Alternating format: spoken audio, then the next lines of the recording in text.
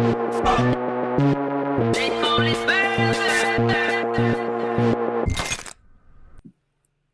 right, Yo. and all right, let's see if I got. Man, I got Kenzo on here yet. And that's assigned in Kenzo. There we go. Hey, what's going on, guys? Can you hear me? Yeah, got you. Cool. Yeah, I had you in the green room. That's why you're up on mute. Oh, okay. In the green room. Yeah. Gotcha now. How's it going? Funny. Not bad. Good. What's that beer mug for? Is that the tip thing? Oh What's yeah, up, that's this? no. I put like Oh, new. I I put new widgets on this thing. I'm still trying to get this whole shit figured out. But yeah, we got a beer mug on the side. It's supposed to be like our tip jar. Nice. And you have a fire take. Yeah. Is that green light on? Green light. What do you think of our setup? Yeah. From the first time that you were on. Yeah, right. Improved significantly. Yeah, I mean, I'd hope so. You know, we kept trying to give this setup thing a looks run. great. Yeah, I mean that wasn't a reference to you. I just like the concept. We were going to be, like Kenzo teaches us how to be Twitch chads, and then I just thought I'd keep it a little vaguer. Yeah, yeah. Matt handles full responsibility of the titles for future reference. Or you're gonna cancel anybody. I mean, I try. What's that? Oh, I can't see the chat is. Cool. Who's in the chat now? See, we got. Wendy's here. Yeah, Wendy's here. Wendy? Well, Wendy was here earlier. I don't know if she like popped in and popped back out. Hey, PJ, how's it going? Yo. Yeah, that's high praise when they come back. Yeah, there's my brother PK Fire. Yeah, I got the look this time. I went ahead and just busted out the blazer. Nice. You're actually showing up, Sam Cedar now. Oh, you see, look, that's what you see. That was my. You see, you set my goal. You set my bar up a little bit higher. You know, now I gotta break out the sweater vests. Gotta go ahead, look for the old ties and like the fancy ones too. Not even the clip-ons. I still got those. Nice. I've never had a clip-on tie. Mm-hmm. Oh, excuse me. I mean, I don't know. I had to wear one. I went to this.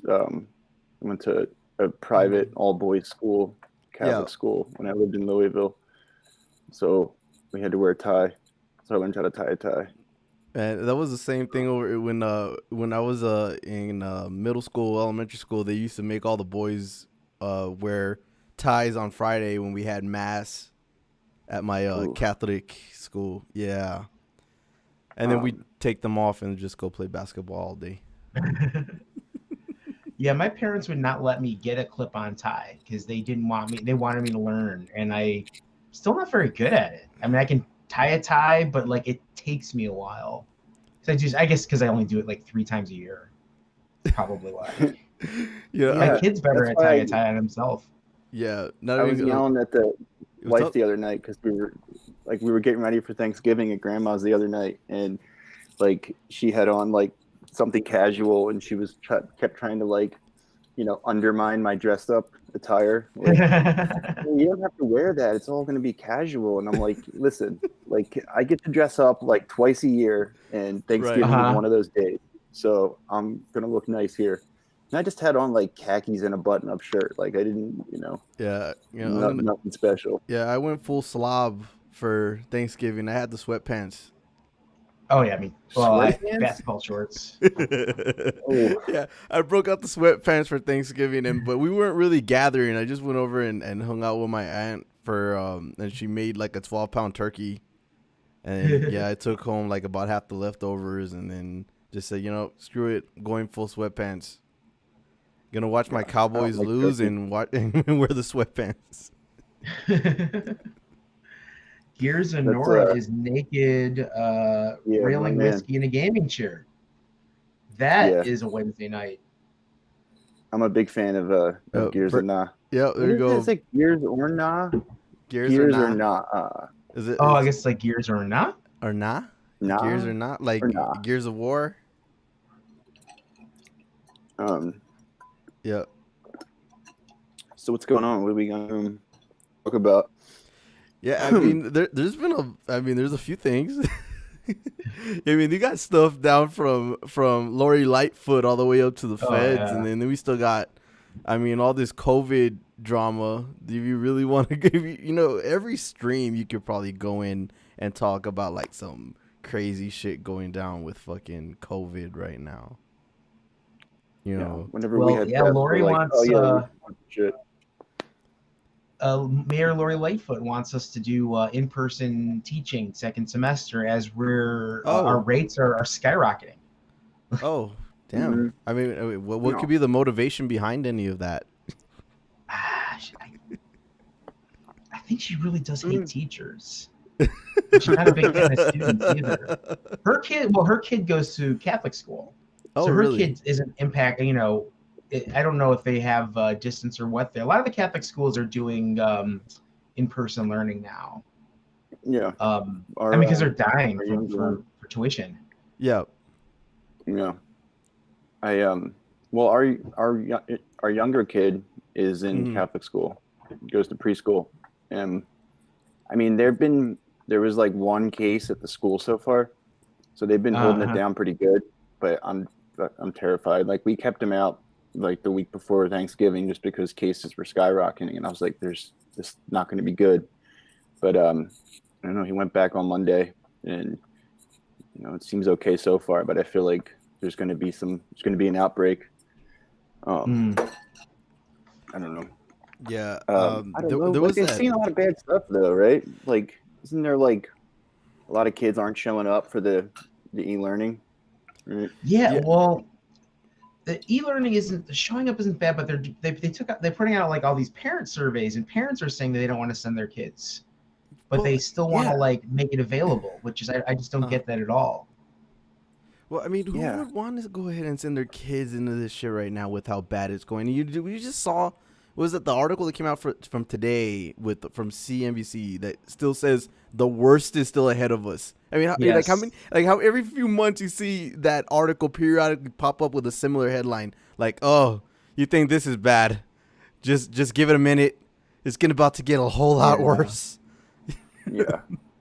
Yeah. And then Um, I didn't even realize, just because I guess the population is so much lower than the rest of the country, but how bad it is in the Dakotas, especially. And like, I think per capita it's probably the worst. Like I know Hmm. Texas right now we're boasting the highest numbers, but we just have so many more people, and usually you can kind of trace that in relation to population. You're going to end up having more people sick, and if you look at the number of cases overall, that pattern kind of tracks.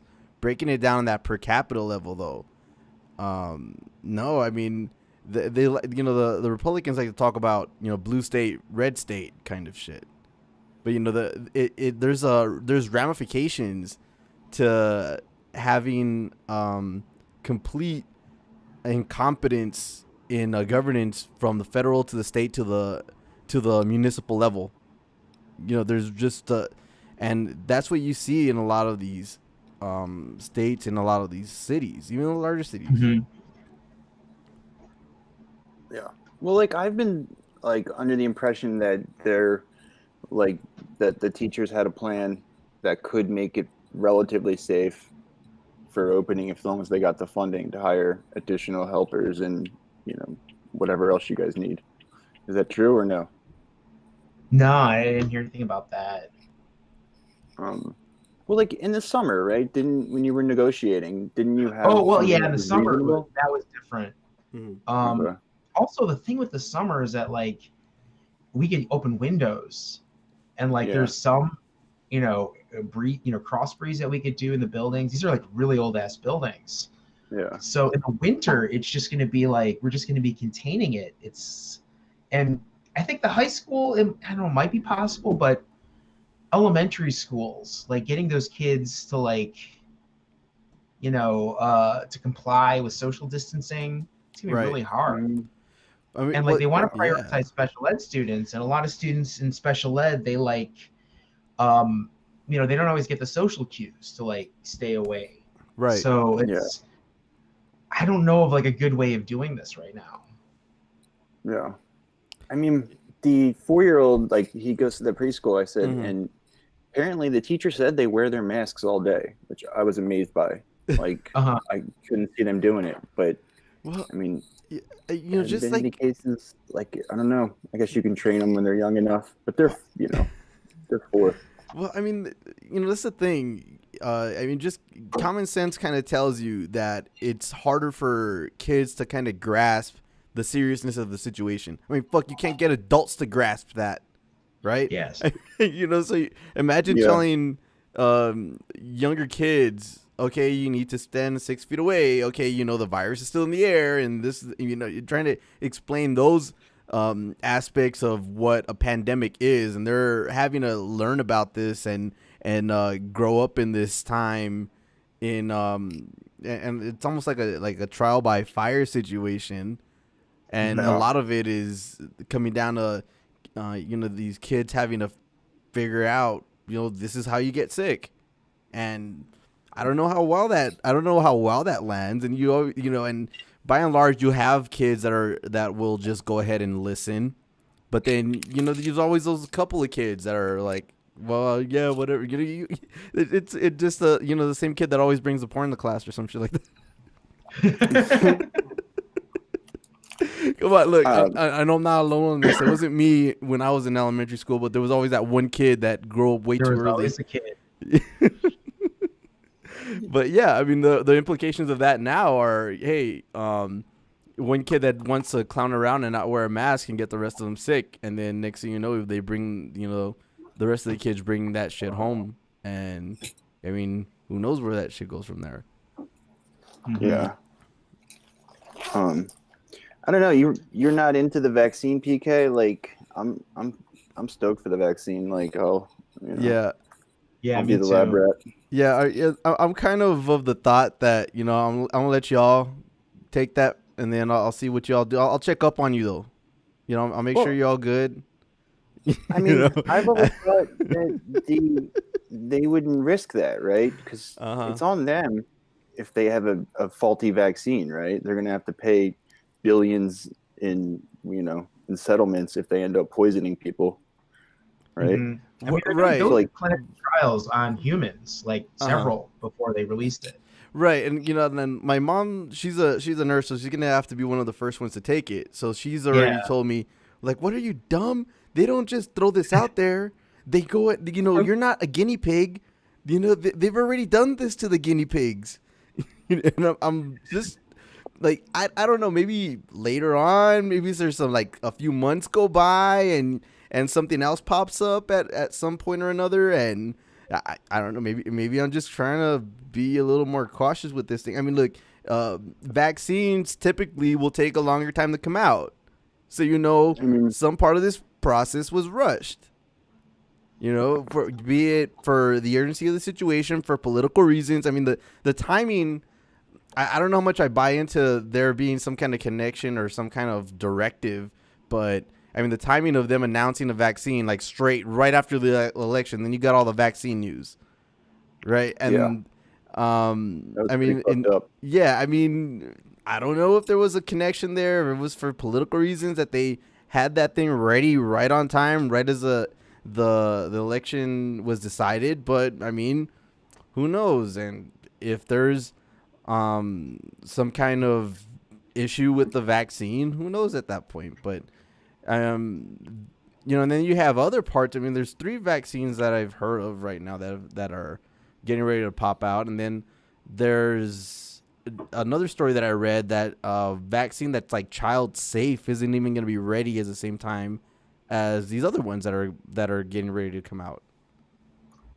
Oh, I've just given up all hope of the government doing anything to relieve people, right? Like, people are struggling. Like, these food lines aren't getting any shorter, and I don't see any like hope from Congress, right?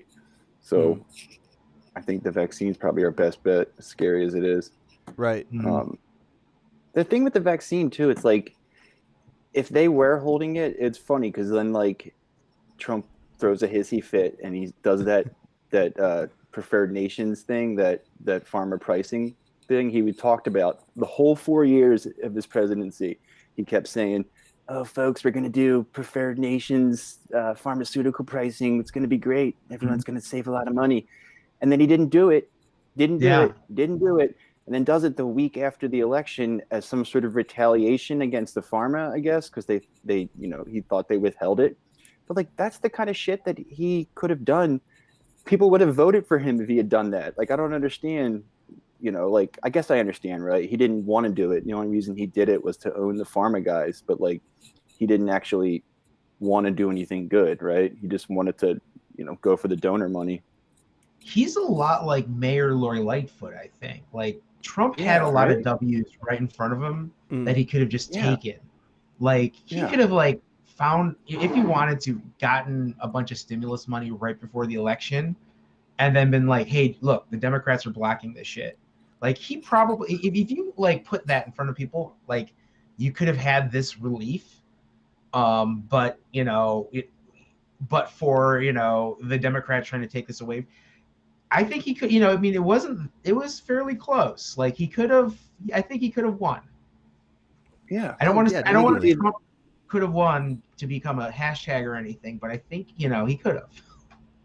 Yeah. If he had done like the things he did afterwards with the troops and the what's it called, the pharma thing, and maybe like a few other like populist type things, that could have gone a long way. I feel like helping him, especially if he'd gotten stimulus checks. That and pardoning Snowden, I think, might have helped him as well. Yeah. Look, handling COVID better could have helped him. I mean, look, if he would have rolled out, like I keep bringing up this point, but yeah, I mean, if he would have rolled out from the very beginning, those masks that were scheduled to go out, and just put his name attached to them like he did with the checks, right? Then then everybody knows. All right, the president wants me to wear a mask, and okay, he saved me.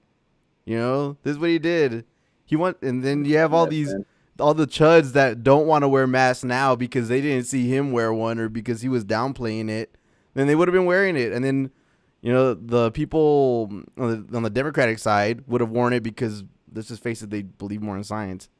So I mean, it wouldn't have been an issue where they wouldn't have been like, "No, I'm not gonna wear one because Trump is wearing one."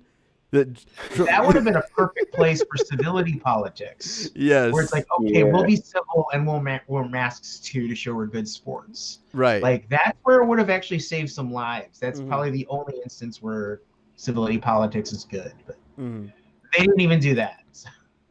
No. Like, I've been hearing them say they were going to call it the Trump vaccine to get those people on board. Oh, you see, look at them. That there would have been like the next marketing ploy he could have done. Like, for a guy for everything that people say that Trump is stupid about. I mean, he's pretty good at marketing. So like, for everything that he is good with marketing, he missed a couple of opportunities there. Here's your anti-COVID mask brought to you by Trump. Here's your COVID vaccine. Here's Donald Trump's COVID vaccine. Have it with a Trump steak. Oh yeah, if he had sent everybody a mask and a steak, like, it would have made a big difference. And he would have. I think that stuff already worked for him, though, right? But and look, he would have triggered the libs too, because the SJWs would have been about the soy whole. boys, yeah. You would would have triggered all the soy.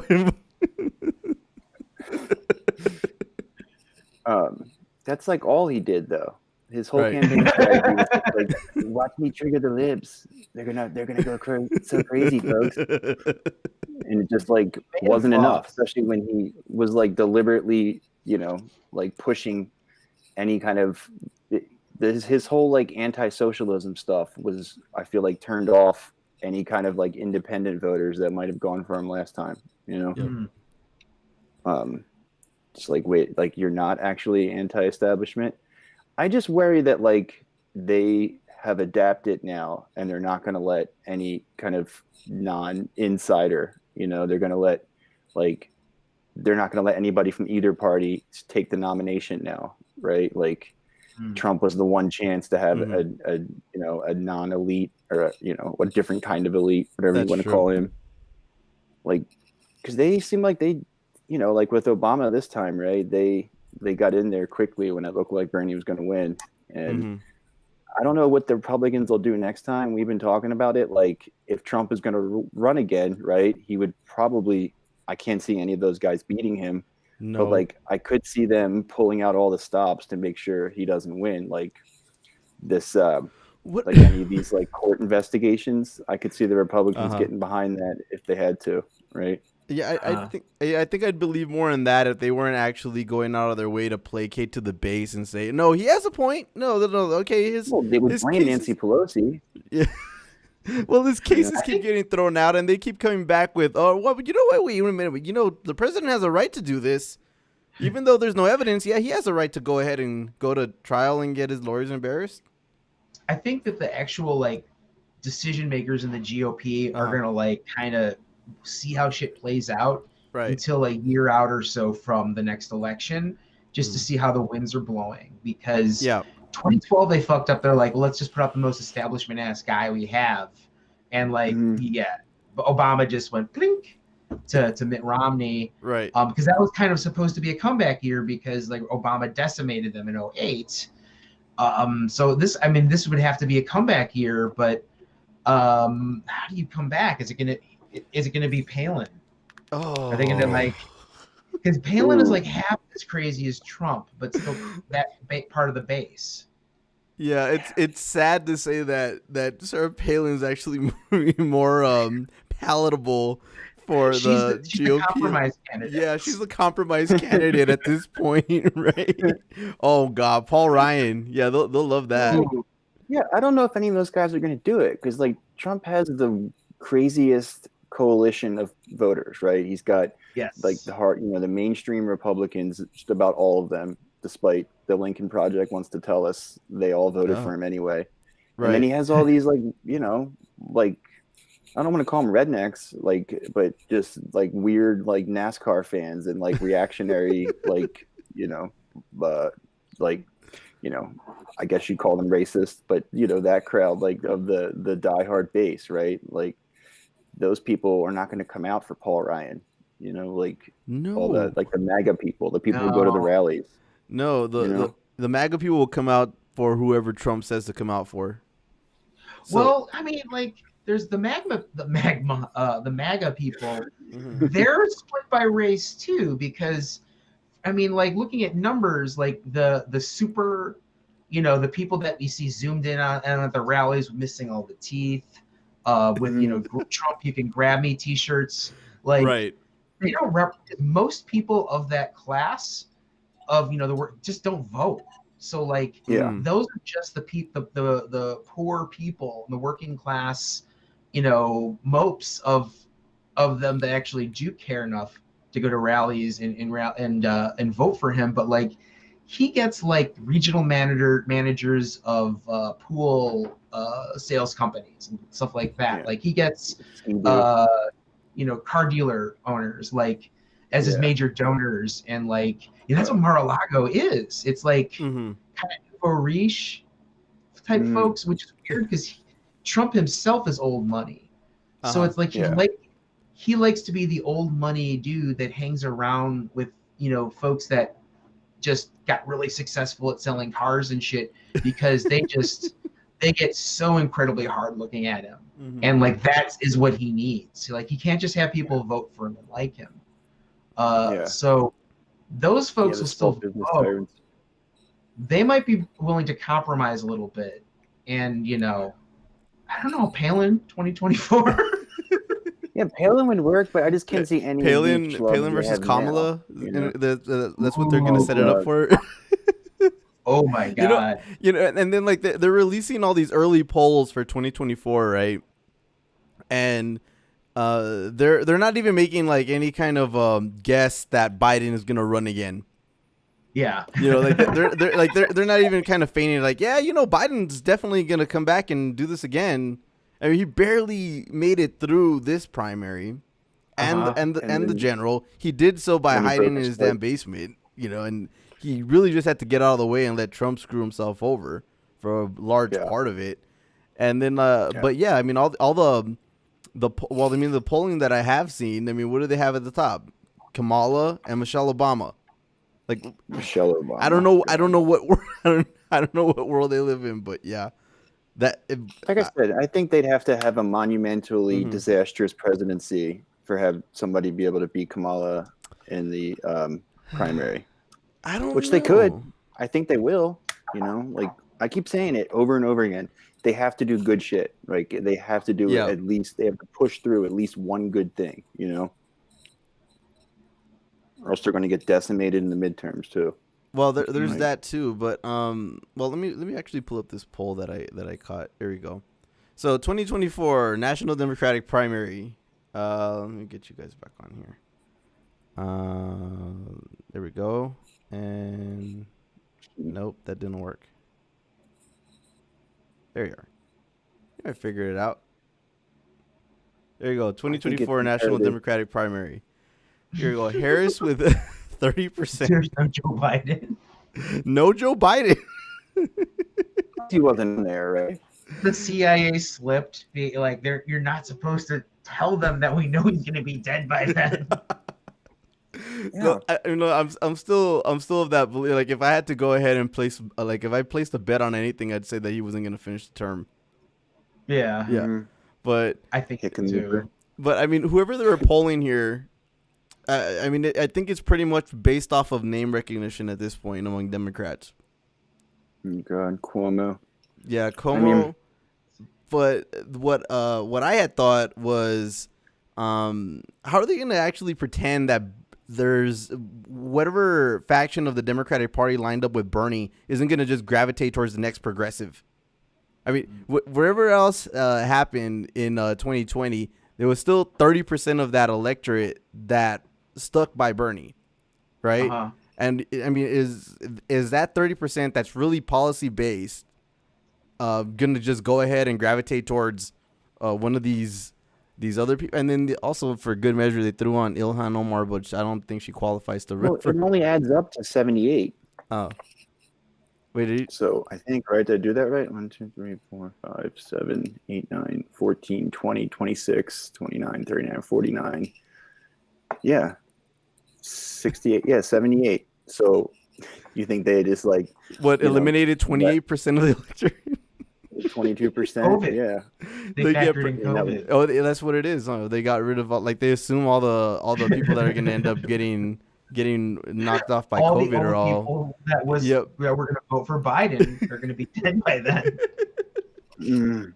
I mean, like we joke, but I mean that's actually that would help us probably, right? Oh God! I'm not laughing. I'm like laughing nervously.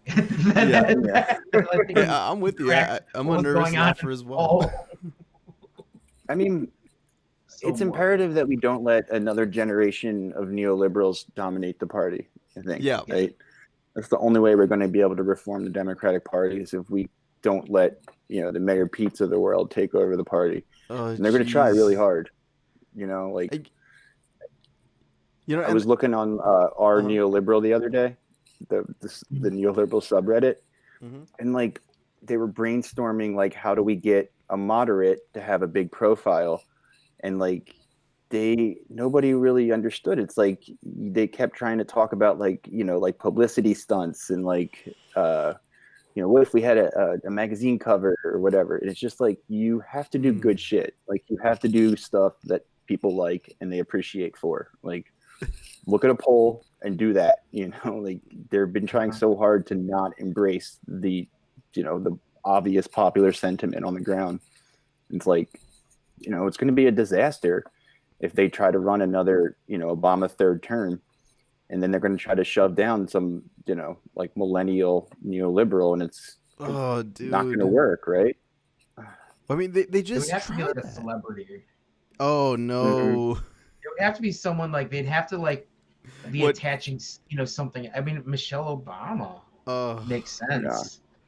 but also like there's a huge segment of the population that hates her, and like there's a insignificant part of the population that thinks that like she's from another planet, like no joking, like I think she's a subplot in the whole Q thing, if not mistaken, or at least Alex Jones has a lore about her that's really weird and transphobic and fucked up, but people believe it. We've been talking about the Q people. Like, we Yeah. want to try to radicalize them onto the greatest conspiracy of them all. It's called capitalism. Yes. Like, I feel like if we get them in the wintertime, like after the inauguration, and they see there's not going to be like some spy movie thriller like acted out at the inauguration, like they're going to be despondent. What was it called? Like Sidney Powell. She's about to drop the bomb though, bro. You heard that any day now. It's coming. I mean, I don't know. I was listening to that press conference thing he did, that video he made, and like I can totally see how those people believe it, right? Because the way he talks about it, he makes it seem like it's just overwhelming amount of evidence that there's just fraud all over, up and down, the electorate all over the place. They're not going to believe, no matter what. But have you seen Trump's star witness out there in Michigan? The drunk lady. Okay, can you share that? Yeah, let me see. I'll pull it up. It's the drunk girl at a party that corners you from Saturday Night Live, but it's not a skit. I don't want to give away any more of it, but it's that. And it's not a skit. Let's go to it. Let's see what we. Let's like see. Giuliani's drinking. I can pull this up. Let me line this up here. Yes. There we go. The pullback is completely off. Completely off. Giuliani's the sensible one. I'd say that poll book is off by over 100,000. That poll book. Why don't you look at the registered voters on there? How many registered voters are on there? Do you even know the answer to that? No, I guess I'm trying to get to the bottom of this here. Zero. There's zero. So, my question then is if the guess how many? Wait, what about the turnout rate? 120%. Let's let Representative Johnson ask his question. Oh, jeez. So the poll when it book has to number, be Giuliani. There's two things that could happen here. Either the poll book number, if ballots were counted multiple times, there's two options. Option number one is that the poll book numbers are not going to match. They don't. The actual. Not by thousands and thousands of votes. That's not what we see right now. Take a look again. Take a look again. Option number two is one thing I didn't notice. We're so filling in names of people who didn't vote. I forgot. I didn't notice that. Let's let Representative Johnson ask his question, and then when he's done. Okay. Well, I guess that's my question here is why we're not seeing the poll book off by 30,000 votes. That's not the case. What did you guys do? Take it and do something crazy to it? Oh, dude. The numbers are not off by 30,000 votes. So I know what I saw. I know what I saw, and I signed something saying that if I'm wrong, I can go to prison. Oh, dude. Did you? Wow. I think go home, girl. You're drunk. Let's let Representative Johnson ask his question, and then don't interrupt him. And then if you want to respond to it, that's fine. Did you have Is more, that just drunk? I guess I just want to keep following back up with the poll book. So are we saying that the poll book is either wildly off or that they are filling in names? It's wildly I could see off. Giuliani Dead giving people voted and illegals voted. Okay. So Oh, wow. You gotta go back to the well on that one, right? The illegals voted. Oh man. Let's see. Hey Kenzo, check to see if you're on the mic. Input your. It sounds alright. Not like that. You know, that's how your usual mic is when you're doing your pod. But... Does that sound better?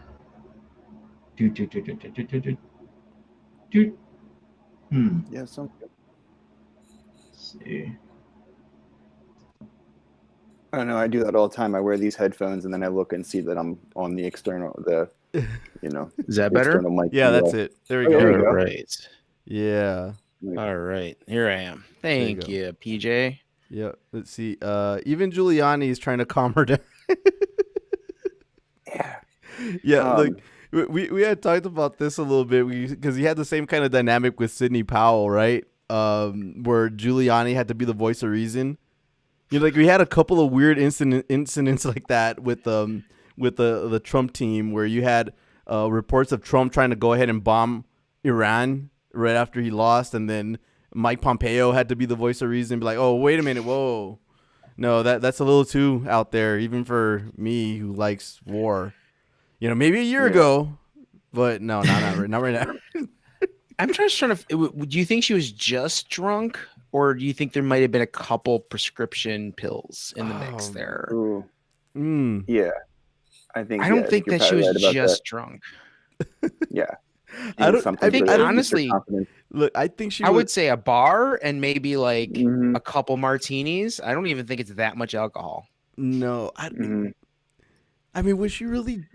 I mean, I don't want to say that she was drunk. I want to say maybe she was just on some kind of depressant, maybe an anti-anxiety med, taking some of that diazepam.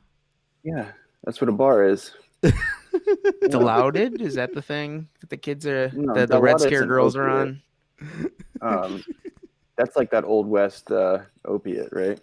That's like, from the turn of the century pharmaceutical. I think that I don't know, that seems to be a lot of people on benzos these days, though, right? Like, it's overprescribed to rich people. Who is she beyond like an election judge there? Was she just like an election judge? I mean, that's the only thing I could find about her. She's like at first I thought maybe it was a sketch until I saw it was Giuliani next to her. Then I'm like, oh, this is real. Yeah, it wasn't Kate McKinnon in a fucking. Oh my god! You know what? SNL is just. They're gonna have someone just like fucking chew the scenery doing her, and it's not gonna be as funny. There you go. I bet you on Saturday. There you go. Not even a judge. She's an IT contractor or some shit. There you go. Yeah, like SNL, and some of it works now because like life is, more ridiculous. It's like it's too ridiculous to parody. Right. I mean, yeah, that's like the whole Trump presidency. You kind of broke parody at that point. You had the game show host ended up winning, and then that's some shit that you see on on some kind of sketch show.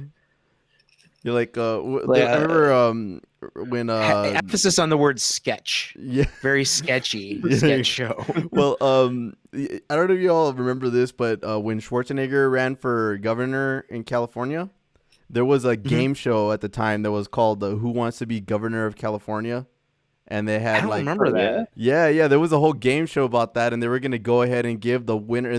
These were like celebrity, semi-celebrity people. Like they had a porn star on there that was apparently running for governor, and the winner would get like a cash prize donated to their campaign or run for a governor of California. It's interesting because like now, like the sex work discourse is finally like becoming mainstream. Right. That could have been a huge leap to have like a sex worker governor, but then again, it would have been, it would have been top down. So that's true. I don't know, but that would have been a huge leap for sex workers, is what I'm saying. Yeah, but Italy has a sex worker party, if I'm not mistaken. Like a whole party or a caucus? Because I remember they had like a representative for the longest time, right? Yeah, I could be a caucus. Yeah, because I remember when that popped up, and I think there was a flare up between the representative who's a sex worker and then Mussolini's granddaughter. Yeah. Who was a pop star in the 80s in Japan. What? Okay, I didn't know about that. I just maybe not a pop star, maybe a one-hit wonder, but she had a hit in Japan in the 80s. You see, like I didn't know that, but like the only thing I knew is like I saw her going or making the round on social media one day, and she was talking all this like far right nonsense, and then I looked at her name like something Mussolini's granddaughter. Like, well, yeah, that checks out. No, there you go. No wonder she's far right. Yeah, I guess the fascism is also genetic. No, well, like Berlusconi, right? Wasn't he part of the P2 Lodge? Wasn't he down with all the Italian Gladio guys? Right? Yeah. Like I think that he was like an official member of that one lodge that where they did all where the CIA worked out of back in the day when they were trying to make sure Italy didn't go communist. And then I'm telling the story wrong, but it was I feel like there wasn't a Chapo episode, but Crispin did something with somebody where he went into that. Gave the story of the Italian P2 Lodge. Probably getting it wrong. Maybe PJ remembers. Oh, that does remind me. There was actually I caught this story since you brought up like so, but look who's after the COVID vaccine already. Here you go. The mafia is trying to probably gonna try to get their cans on the COVID vaccine. Of course they are. God bless them. Yep. God bless them. I mean, yeah, people would pay anything for it, right? To have it. Well, I don't know. Maybe because vaccine now, people are freaked out about vaccines. But like, I feel like if it was going to be a situation where like you could pay to get it beforehand, that's definitely people would definitely line up to do that. Like. Yeah, I mean, do you think it's something like that? I mean, I kept thinking something like a Lufthansa kind of situation, where they just get, boosted for a whole shitload of vaccines. No? Yeah, no. I mean, they're going to like sell it on the black market to people who don't want to wait in line. Because no matter how it gets distributed, people are probably going to have to wait, right? Like, it's not going to be, they'll probably have like, I don't know, maybe... I don't know what they're going to do. Maybe like a draft kind of thing, like a raffle. Like maybe they'll do it like that. Well, they should tie it to a stimulus. They should give you. I mean, they should give you money every month anyway. But like they should pay you once you take it. As like a stimulus kind of thing, right? Like you get $1,000 if you take the vaccine. Let's see. Well, it says criminal networks will be targeting unsuspecting members of the public via fake websites and false cures, which could pose a significant risk to their health and even their lives. Ooh. Well, that sounds more like, they want to give you something that's not the vaccine. Right, exactly. Like they can't get their hands on it, so they just go ahead and pose a bunch of. I mean, that's a good way to run a scam. I'm not going to say it's not. I mean, people are probably going to go ahead and try anything at this point. Like, as if we could get any more dystopian, right? like knockoff vaccines that are really just the way to lure you in to, like, sell your organs or some shit. Yeah, at least you go. Interpol has previously warned the public about counterfeit medication and other medical items. Yeah. Yeah, PJ. Yeah, you have to sign up for Amazon Prime to get it. That's one way to. That's one way to do it, right? Tier 3 subs get the first. Get a first hour. Yeah, I mean, what's that? What's Juan's comment? Oh, it was Truman who did that. PJ. Okay. See, watching Trump's speech today, and the man really doesn't realize Republicans voted against him. Saying how other Republicans can win and I lose on the same ticket if they won because of me. Well, I mean that's an interesting point though. With how things turned up in that thing. I mean, with how things turned out in the House races though, like it didn't turn out the Democrats' way or exactly right. So you had a lot of people that went ahead and voted Biden at the top of the ticket and then voted Republican down ballot, right? So, I mean, I guess you can wonder about the inverse. How many people ended up voting Democrat and ended up, I guess, going and voting the opposite way? I mean, I'd wonder about that.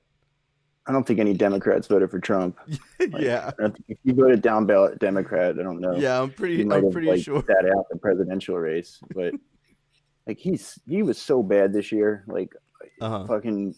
like when they first gave it to Biden, I was like, oh, fuck, but then it was still kind of like that like lesser evil arguments weren't really working with me. But then, when COVID happened and George Floyd happened and he just like bungled both of them so badly and just like literally everything he did, I was like, okay, this guy's terrible. Like, you got to go. I mean, I still voted for Lariva, but I mean, I would have if I'd been in the swing state because that guy sucks. I mean, I don't know. What do you think of the whole like blame, like defund the police? Is this going to be around for the next couple of years or what? Did we lose you, Kenzo? Yeah. I don't Your know. Audio cut out. Yeah, what happened to your audio, bro? Nope. Did he hear you saying that? Oh, he's coming back. All right.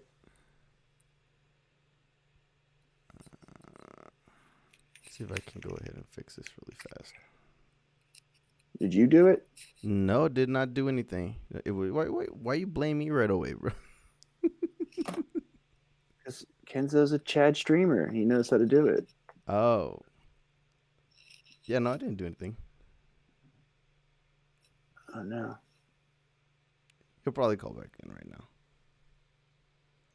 Oh, man, that sucked. I was about to get his takes on the police thing. Yeah. Well, they're moving the goalpost, right? Because yeah, there was some guy on with Hassan today, and he was some DNC operative, and they were debating defund the police. Right. And he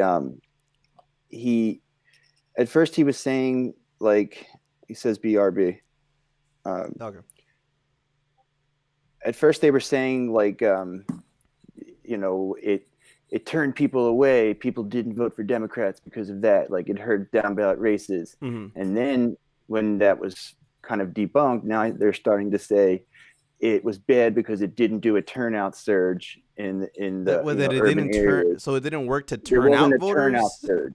Yeah, they didn't have a surge like this, like the blue wave. Is that even true? That's not even true, though. What are they? I mean, I think it's probably true, because who the fuck wants to vote for Joe Biden? But the thing is, they said that trying to imply that it was because defund the police drove or didn't turn up. Didn't turn out voters? Like urban communities, right? And it's not like they embraced it, though. It's not like they could say, oh, look at all this shit we did with BLM, and then you guys still didn't vote for us. They can't say that because they ran away from it every opportunity. Well, since Obama's been talking about this stuff, I mean, I keep looking at like everybody, like a few members of the squad, dude. We already talked about a couple of them, but I mean, I saw Jamal Bowman come out now too with a comment about this towards Obama. Let me see this. There we go. Yeah. So, damn, Mr. President, didn't you say Trayvon could have been my son? In 2014, Black Lives Matter was too much. In 2016, Kaepernick was too much. Today, discussing police budgets is too much. The problem is America's comfort with Black Death, not discomfort with slogans. Yeah. You gotta give props to the. Yeah, I mean, you gotta give props to Jamal Bowman coming out like that, and Cori Bush in the same way. All of them had such good replies. Yeah. They really did, and it gives you a lot to look forward to. Motherfucker, he didn't. What would you not think about that beforehand? Like like you ran on hope and change, like that. Yes, we can. That was his thing, right? Like, and then to say, like, to criticize snappy slogans like that when it's just like. It's like we discussed last week with Clyburn and Mahoney. To take that particular criticism of it, right? And when your whole thing is, believe in hope, believe in change. You had the posters all over the place. Shows you how terrible he is, though, right? It's like that's such a great example of it.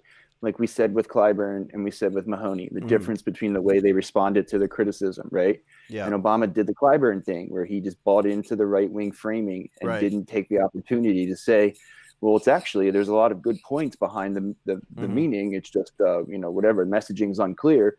Because, I mean, I think that's the thing with the messaging, Juan. Yes. Like, I think it's important because I think it's good to get people discussing the idea actual, of the municipal budget. And see, look, when you're talking about here, when you're talking about here, Juan, with I think there should be money for therapy. That's what defund the police really means. It's reallocating the budget away from these overinflated police departments that roll out tanks and SWAT teams at the drop of a dime, or always send somebody with a gun to go take care of a mental health issue, and reallocating it towards things like social services, things like mental health professionals.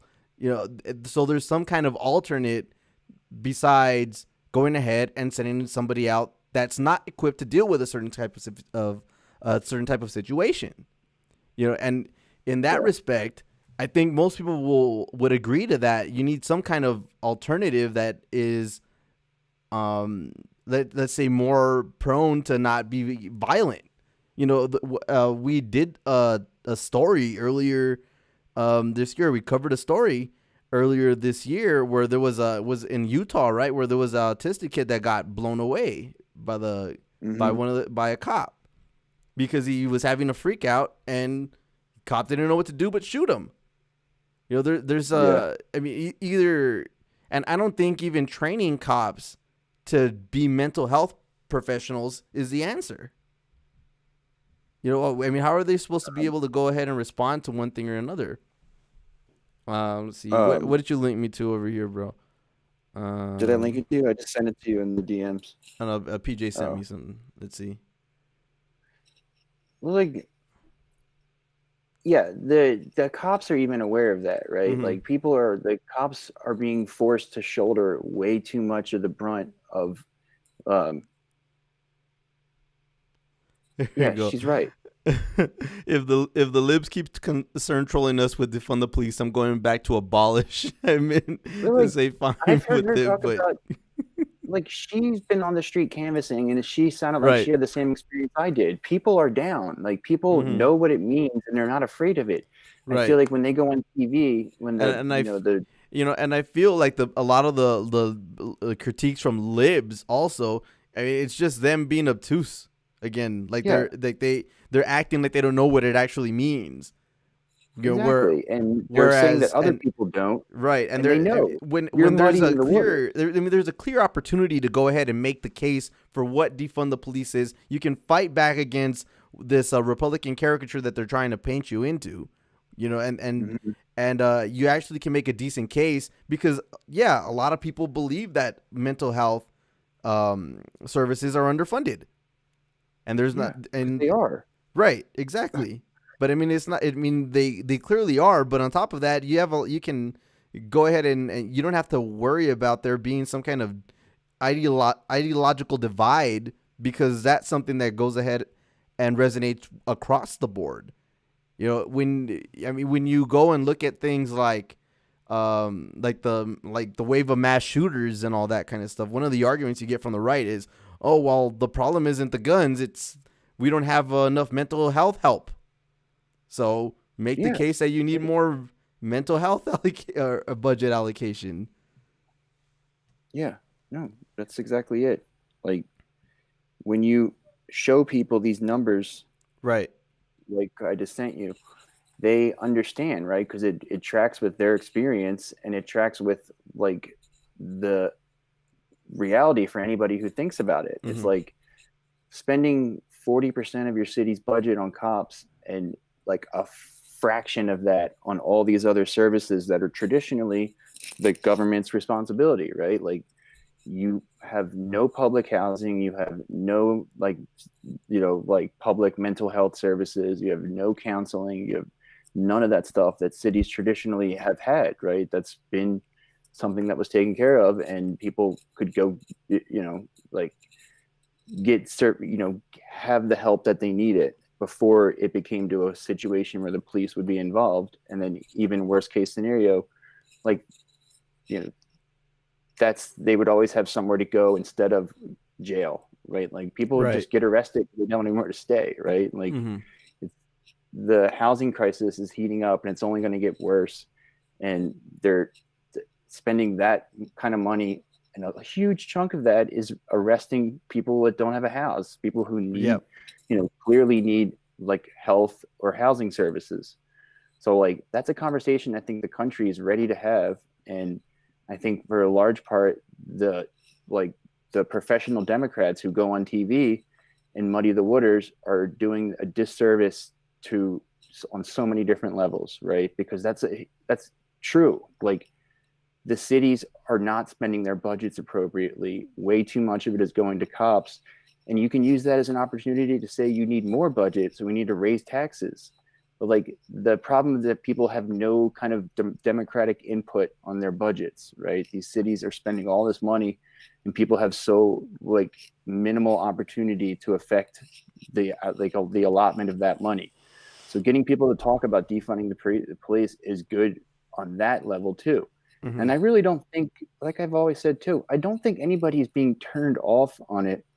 Like, people like are not saying like, oh, I was going to vote for the Democrats, but then I don't know about this sketchy defund the police language, right? I think the number of voters who are actually in that headspace is vanishingly small. Right. I think the people who were into over policing, who were into like thin blue line people, they were always far right psychos, and they were not going to vote Democrat no matter what.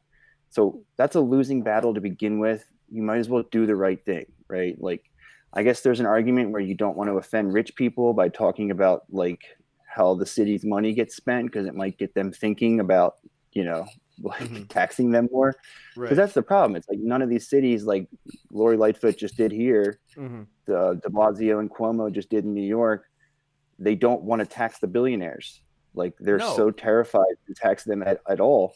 So they keep putting the burden off on regular people, right? Like, when Kenzo comes back, we can talk about that. But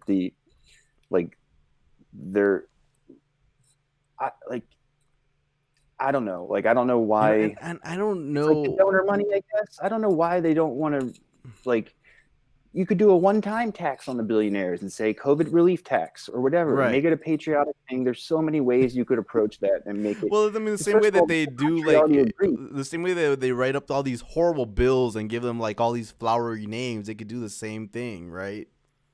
Well, like, they're not going to. These are the people who have the biggest megaphone, the most opportunity to weigh in on the elections, right? Like the 1% of your city and the country as a whole, they have the ear of any politician they want. You can just write a check and get into a meeting. You can go to a $50,000 a plate fundraiser with Gavin Newsom and tell him like what exactly you think the policy should imagine paying $50,000 to have dinner with Gavin Newsom. Oh man! Well, so I'm saying these motherfuckers do it all the time, right? So like, yeah, imagine those are the being people one of those who they don't want to piss off.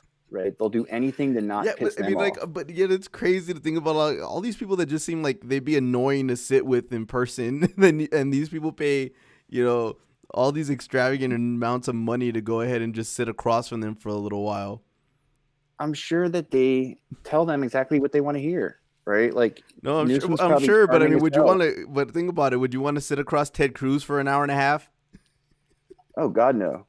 But like, these rich people like it because he's sitting there saying, yeah, Monty Burns, like your oil refinery is the best in Texas. Like, what would we do without you? Like all the jobs you create, and the climate change is fake. Don't worry about that. Like that's the kind of shit they do. They tell them they say your politics are great, your lifestyle is great, you're like a job creator, and the economy thrives because of you. Like they say the shit they say on TV, but they say it worse. Right.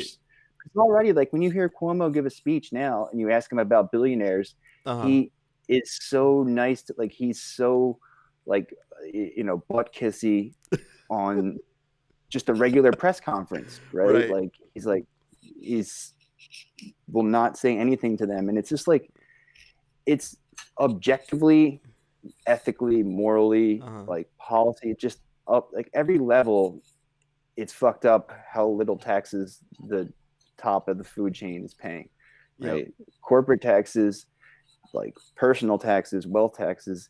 There's no good argument to have an elite class that's that much richer than everybody else, right? It's not like capitalism is like a rising tide lifts all boats. That's not the dynamic we're seeing, right? We're seeing rich people hoarding money and like not investing it, or if they're investing it in ways where it's just going to come right back to them. Like their money is not circulating the economy. It's not creating innovation or competition. None of that stuff is happening because the system is so extreme, right? It's so out of whack when you've had the working class has been shouldering the brunt of the tax burden for decades now, and just the people at the top are allowed to run wild. Like that's not a good way to run your country.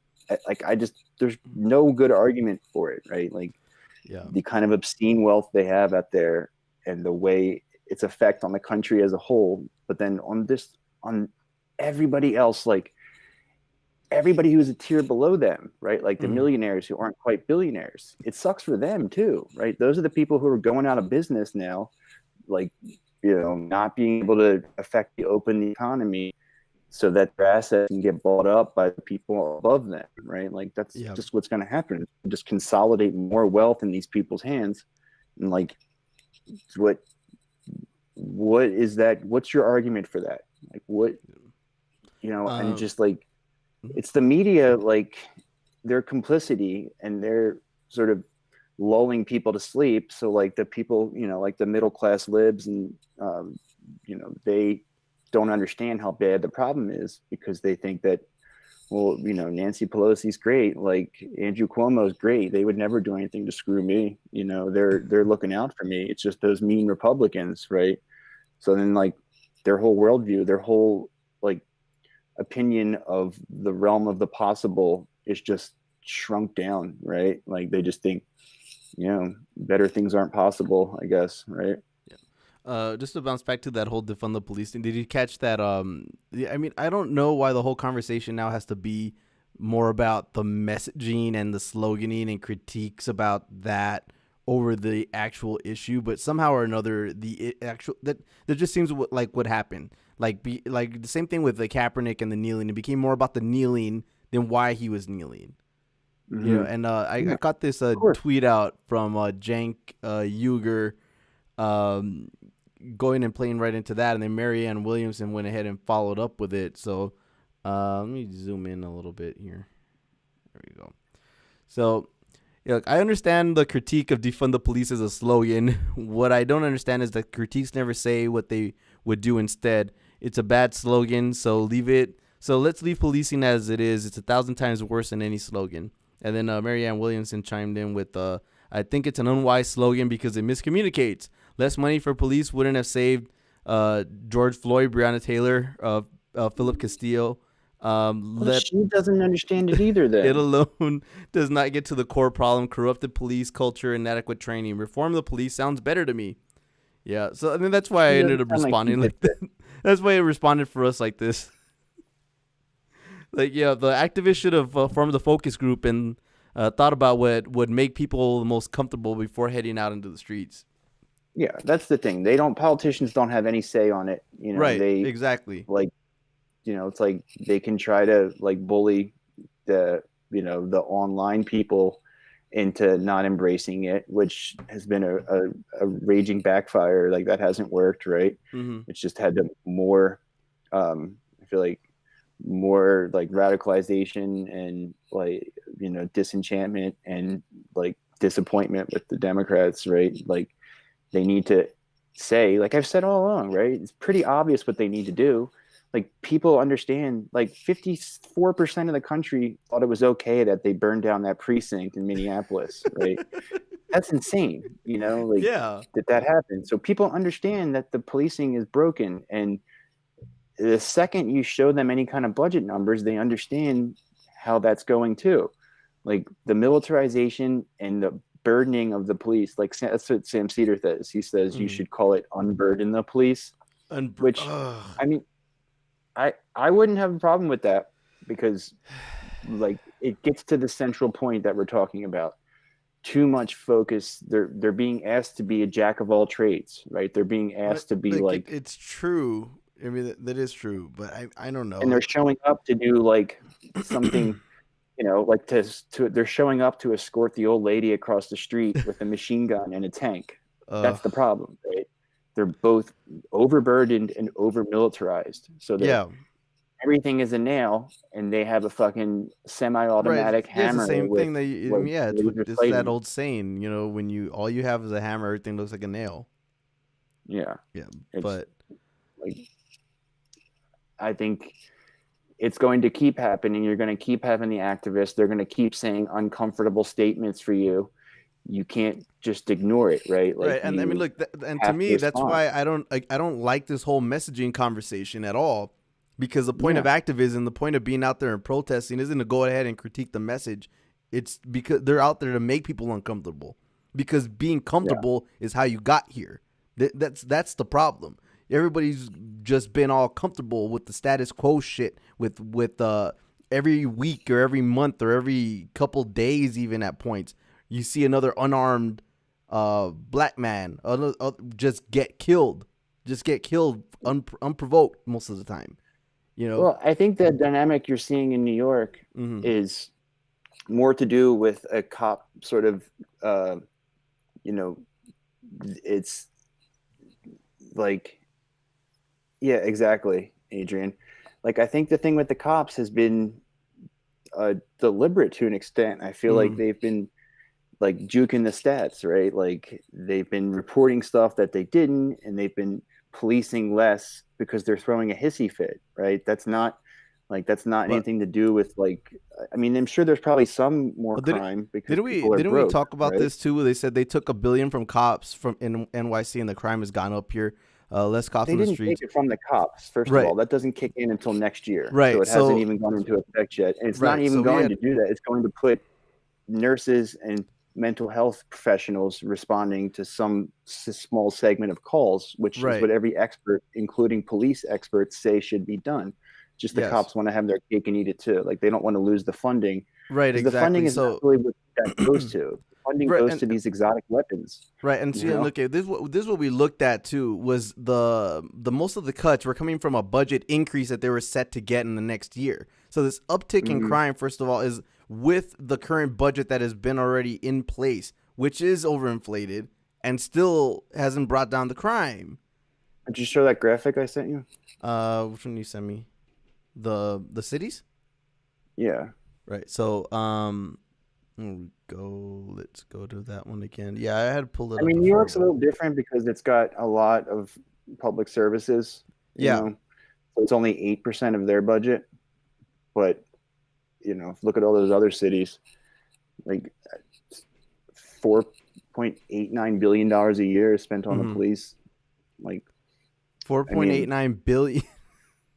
And it's like we said, that billion is not going away. It's not being cut from the budget. It's just being spent on social services and other professionals to add to the police in a different way, just to not have armed responders, right? That's the problem, is people are showing up with a gun for all these instances when they shouldn't be. You know? So having people show up with, better training for the situation, and they can always call backup if they have to, right? And I think you should definitely try it. There's no reason to not try it. There's nothing we've been doing has been working. The problem has only gotten worse. And we're the only country in the world like that, right? Like every other industrialized nation has a handful of killings a year at most. I think Canada is second to us with like 30 something, and we're 1,000, 1,000 people a year being killed by the cops. There's no way.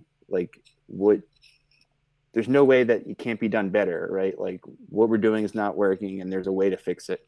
So if they're not suggesting something other than just, oh, your talking point is offensive, then they're not even trying to solve the problem, because something has to be done. Right. So clearly the issue is that defund the police makes people talk. We need a slogan that you can tweet and never think about again. Yeah. That's exactly the problem. Go back to brunch. Yeah, it's the same thing, and it just turns Matt against the whole institution of brunch. It's horrible for everybody. And that's the thing. I think PJ's right too, right? Like, it's $200K. It's not going to additional training or additional responders or whatever. It's going to shit like that, like fancy trucks and less lethal weaponry. It's a big racket. It's just like, the saying, war is a racket. Police is a racket too, because they sell them all the weapons contractors sell the weapons to the police now too. And it's expensive. And they know that the cities will pay it, is that they have the cops, like these police unions are incredibly powerful, and they have a lot of cities bend over backwards to appease them. So if the cops ask for, new bulletproof vests, if they ask for, new Humvees, if they ask for LRADs, they get it, and it costs a fortune that could much rather be spent in basically anything else, Well, I mean, the whole, and again, the whole issue now is they keep insisting that defund the police hurt them electorally, when who ended up losing? First of all, if you want to go ahead and make that case, anybody that was going to go ahead and push a defund the police message, or even anything friendly to that, or even listen to activists that were saying that in the streets, it was going to be one of these far left fringe people that they like to go ahead and point out, right? But who ended up losing? It was all the blue dogs. It was all the people that ran Republican Light. Did you actually see who lost California 25? No, who lost it? Come on, you remember this race? We talked about this. Let's see. Whoa, There we go. You see this shit in There you Staten go. Island? You remember Chrissy Smith? Oh, she lost? She lost. Whoa. Yeah, so y'all will remember this. Nice. She was handpicked. Now I can't remember the original congresswoman. But there was that whole sex scandal. Yeah, there was that whole sex scandal thing that came out. What was it? Was it Kate something? Yeah, Katie something. Well, I can't remember what her name is right now. Katie Porter's trending too. Yeah, Katie Porter. Oh yeah, I think she did something based again. But yeah, this so shit out in Staten Island. And what now? They're having like a lockdown protest in Staten Island, and Proud Boys just showed up. Oh jeez, those guys. The bar was closed for COVID violations, and then they are protesting it. I was going to look up Staten Island anyway because I wanted to make fun of Max Rose. Well, let me talk about the Christie first. So, for y'all to remember, yeah, there was that whole sex scandal with a congresswoman who was originally in place here, and then right after she ran out of office, Chrissy Smith was like handpicked to be her successor. This district had been a swing district, or at least a lean Republican district, and at that time, after Christie was kind of picked by the establishment to go ahead and take it over, Cenk Uygur actually made a run at this to go ahead and challenge her for that spot, and they came out and blew up his whole campaign with all these like sexism allegations of what was it, the bestiality crap. They got real wild with it, and yeah. So then at the end of the day, yeah, she ran as a Republican light, and then she ended up losing. And it was it looks like it was pretty close though. Look, you go 339 vote gap. Damn. Sounds like probably could have pulled it off if they had done some get out the vote efforts. Well, I mean, that's the thing. It's like they are bad on policy, but they're also bad on like messaging and like get out the vote. Like they're bad at like investing in districts, right? Like campaigning, canvassing. So they expect people to just show up because Trump is bad. And that's what happened. They like showed up to vote against Trump. Enough of them did, but not enough to like win any of these down ballot races. So like, even if they had better messaging, they still need to do the work too. It's like, it's just a way for them to like push money around to their friends and colleagues, right? They make it's such a grift, all the TV money. So like they do that on purpose. So they want to have like messaging that's so good they don't have to campaign. And it's like it's tough, man, because they're wrong on so many levels, and we have to argue with these people who are just deliberately wrong, like deliberately ignorant, like and they have Cenk every single area they're wrong. Yeah, Cenk actually posted a response to that whole concession letter. Yeah, this is gonna disappoint you. Here we go. Sorry to see this. I know how painful this can be, and California 25 deserves better than Republicans who will do absolutely nothing for them. Hang in there, and I also know personally how strong your team is, and I appreciate their hard work. He's such a little bitch, man. Why? Dude, what happened to Cenk? What happened to Cenk? I mean, if he was some sort of like if he was still in charge of the Justice Democrats, I could see doing stuff like that, right? But like, there's no reason for him to do that now. He's not any kind of voice, right? He's just like some dude who runs a TV station, right? Like him being so conciliatory is not getting them anything.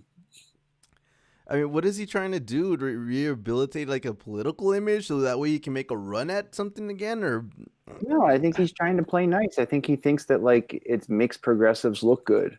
I think he thinks that like Kyle says this all the time. They're never gonna like you. they're never gonna like you.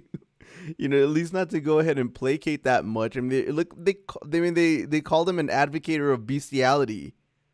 Yeah, well, I think that's also him trying to get, he runs a TV station, so he's trying to do some. You think it's about access? Yeah, a little bit. Like he wants to be them to see him as supportive and not argumentative, not combative all the time, so that he can get he's been on one. Jenk's just been on one lately with the shit that he's been posting. I don't know what to make of it, man. Like, and for me, that he's one of the people that got me away from looking at fucking mainstream media all day. To kind of go ahead and see where things are now, where he just looks like it's like what you said. It's like TYT's trying to be the MSNBC of the fucking internet. Look at this. Mo Brooks plans to challenge electoral college votes when Congress officially certifies Joe Biden's victory. You send it to me? I mean, it was trending. Hold on. I mean, if he has a GOP senator with him, he'll do it. I think that's just like attention. They're just trying to suck up to Daddy Trump, right? Yeah, let me go ahead and pull this up on the screen. Let me see. There you go. Representative Mo Brooks plans to challenge. Yeah. What again? I mean, what are they thinking? Like, what is it? Just playing to the base? Yeah, he's trying to like appease them, right? Because there's no consequences, right? Like we keep saying, it's not going to affect anything. They can keep running with all this conspiracy shit, and right. There's no cost to them to do it. Kenzo says he's going to crash. He had to put his kid back to bed. Sorry, everybody. Damn. We got to get him back for got some other shit we wanted to talk about. That's cool. We'll save that stuff for him. Yeah. Oh man, I wanted to talk about that alderman thing with him too. I know. Well, it's cool. We'll go ahead and press on with this. Let's see what I had here. Did you see Rokana was on Fox? And they made a all the people freaking out about it. That dude, Aaron Rupert, is such a tool, man. Bro, I mean, you call Rokana the lib whisperer, right? So, yeah. I mean, I don't know. Doug whisperer too. I mean, that's kind of what it seems like. He has some crossover appeal. He's going over there and whispering to the chuds a little bit. I mean, what he went ahead and got on Laura Ingram's show for, I mean, I don't know how you're going to argue against it on the merits of the policy. Yeah, I mean, he was great. Yeah. Like, I don't know what, it's like all the people complaining about it. It was like, what the hell? Like, I couldn't believe they had something wrong with it. Like, right. Well, let me go ahead and play it. Let me see. I saw that Greenwald went on tonight to defend him. Oh, he did? Yeah. Well, let's see this one first. Let me be clear. I mean, I was for the strikes in Afghanistan. If terrorists hit our country, we need to do that. But I supported President Trump in getting the troops out of Afghanistan. I've supported President Trump saying we don't need the troop presence in Germany. There is a consensus that we are spread out too far and that this is not in our national security. And what do you think about the potential DOD picks that have been floated in for a Biden administration? I mean, a lot of these folks doesn't look like they're going to be anxious to pull more troops out of Afghanistan. Certainly the generals don't seem to want to do that. Well, I've expressed concern about Michelle Flournoy. Let's see what she says. But she was for an escalation in Afghanistan. She was for Iraq. She was for Syria. These policies have cost us trillions of dollars. China hasn't been in a war since 1979. We've been in 40 wars. If you view China as our biggest strategic competitor in the 21st century, then these policies aren't what's going to allow America to win and compete. So this is Matt Gaetz shares this view. There are people on the Armed Services Committee who shares this view. This is really not partisan. It's about making sure America leads the 21st century. Congressman Khanna, I would love to have you back because I actually think there are a lot of issues where Republicans can work with progressives, conservatives can work with progressives. And this is just one of the, I think, one of the more obvious issues, given where this debate already seems to be going, if Biden indeed is inaugurated. And we'd love to have you back as this develops. I appreciate that. I'd love the opportunity. All right. Good to see you tonight. And all right. Yeah. I mean, how do you argue? I mean, what's okay? Where do you start to argue against that? I mean, really? I think he didn't like that he called out Michelle Flournoy. Oh God. I think that's probably what his problem was. I mean, I think it's big. It's bigger than that because I don't know if you saw some of the stuff. And he was like, he said, "Oh, Mayor Pete goes on there and speaks truth to power," and that's not what this was. Like that was, I couldn't believe when I saw that tweet. Like my blood ran cold. Like literally, I was like, "Oh God!" It was just you are making that distinction between Mayor Pete going on there and like making fun of Trump voters. You know, is basically what he does. He's like, I mean, talks about go on there to be a troll. Yeah, which is like, how can you think that that's a more effective use of the Fox News platform? Right. Like all these Media Matters douchebags are all like, "Oh, you're legitimizing white supremacy," and it's just like, are you kidding me? I'm legitimizing it. It's the most popular cable news network in the country. Yes. And obviously they're doing something that we're not doing right. You know, like they have these people believing this madness, right? Like, because they're never challenged. There's nobody on to even augment their narrative. These people only watch these partisan channels. Yes. And they're not having any sane voices on there. So it's everybody just like reaffirming that fucked up worldview. And to say, like, I just don't see how anybody could even make that argument in 2020 after 70 million people just voted for a fucking maniac who's killing people.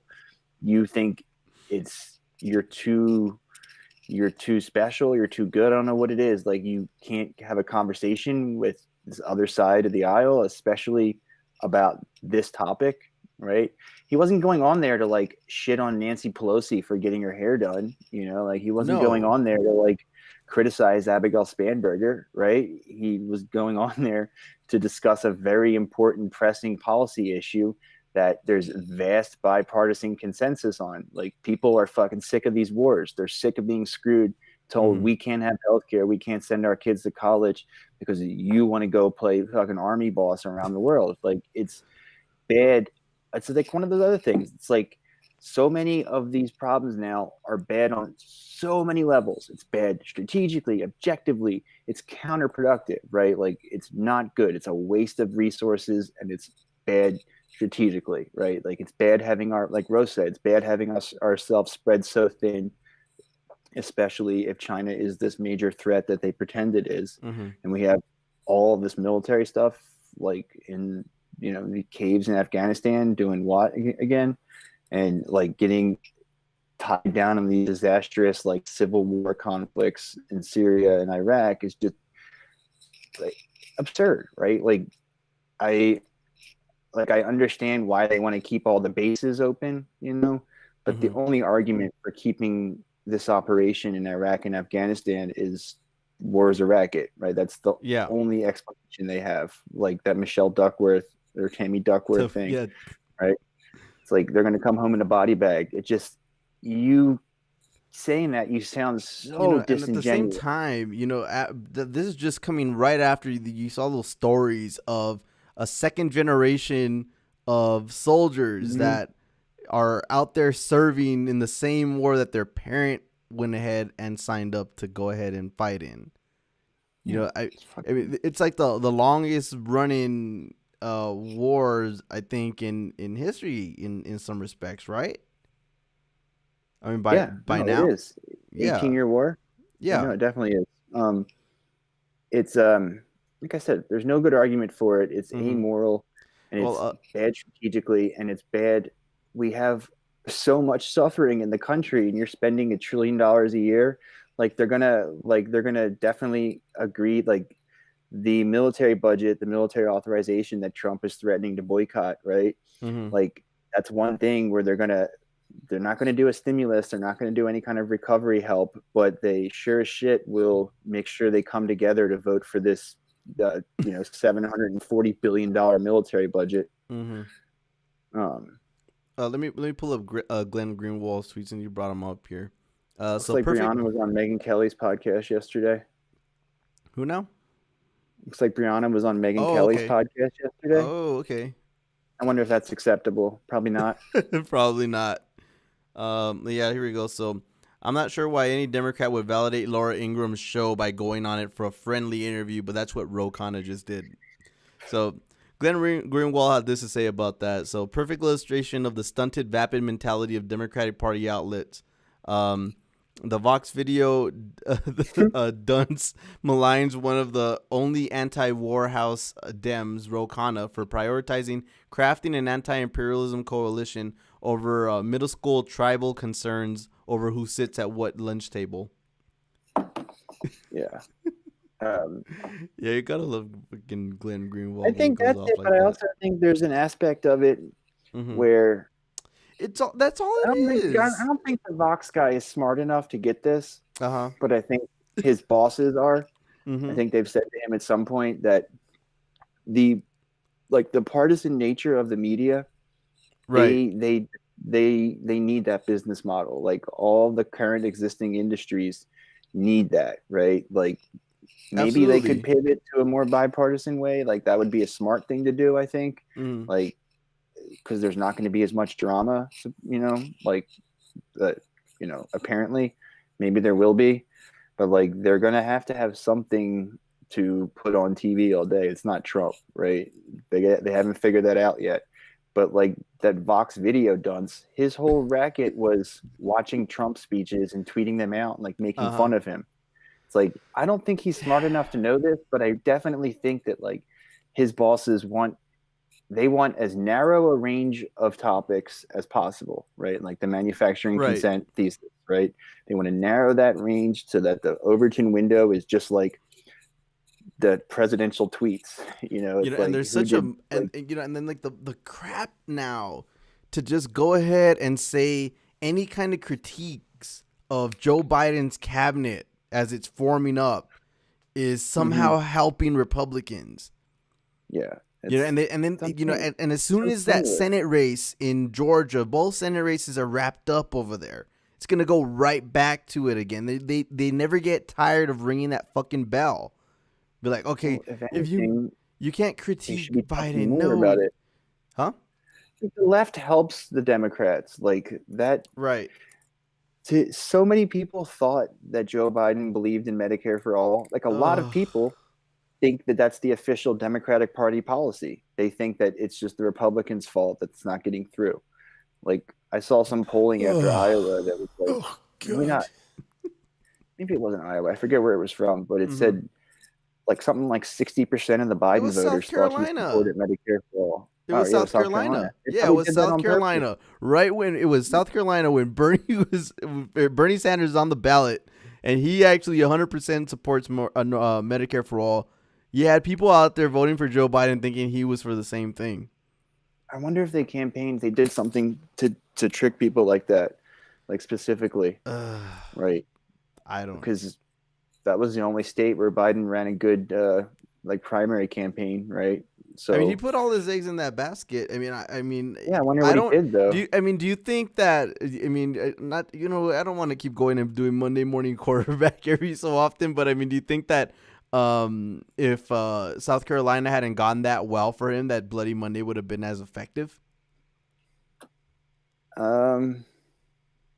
Yeah, I don't think it. I think if he got first or second in South Carolina, Bloody Monday would have been just as effective. I don't think the fact that it was a blowout really mattered. I think all they needed was the opening so that Obama could make those phone calls.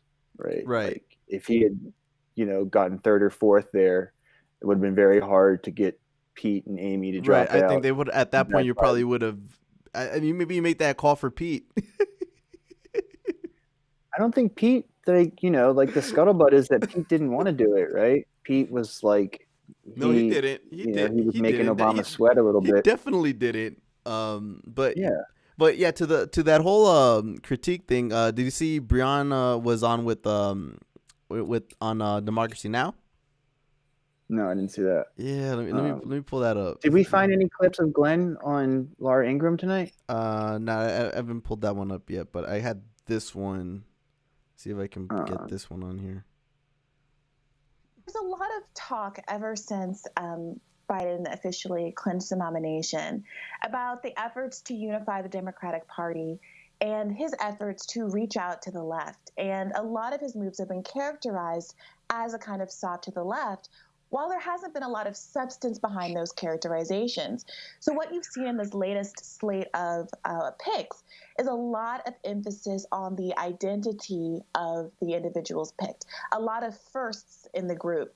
And even folks with less, shall we say, more attenuated relationships to traditional identity characters have gone as far as to talk about the struggles of their stepfather's family, right? And I think that's very intentional because substantively, several of these individuals have real problems and none of them truly represents a progressive in the mindset of most Americans, especially those who identified with Bernie Sanders. And Neera Tanden is someone in particular who is very notorious for being openly antagonistic of Senator Sanders, who, again, represented the largest coalition of progressive voters in this country, perhaps most notorious for physically assaulting Bernie Sanders' campaign manager when he was an employee at an editor at Think Progress, a vertically integrated media institution under CAP.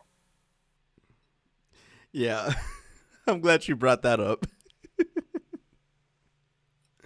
The whole punching Bernie's campaign manager when he was over there.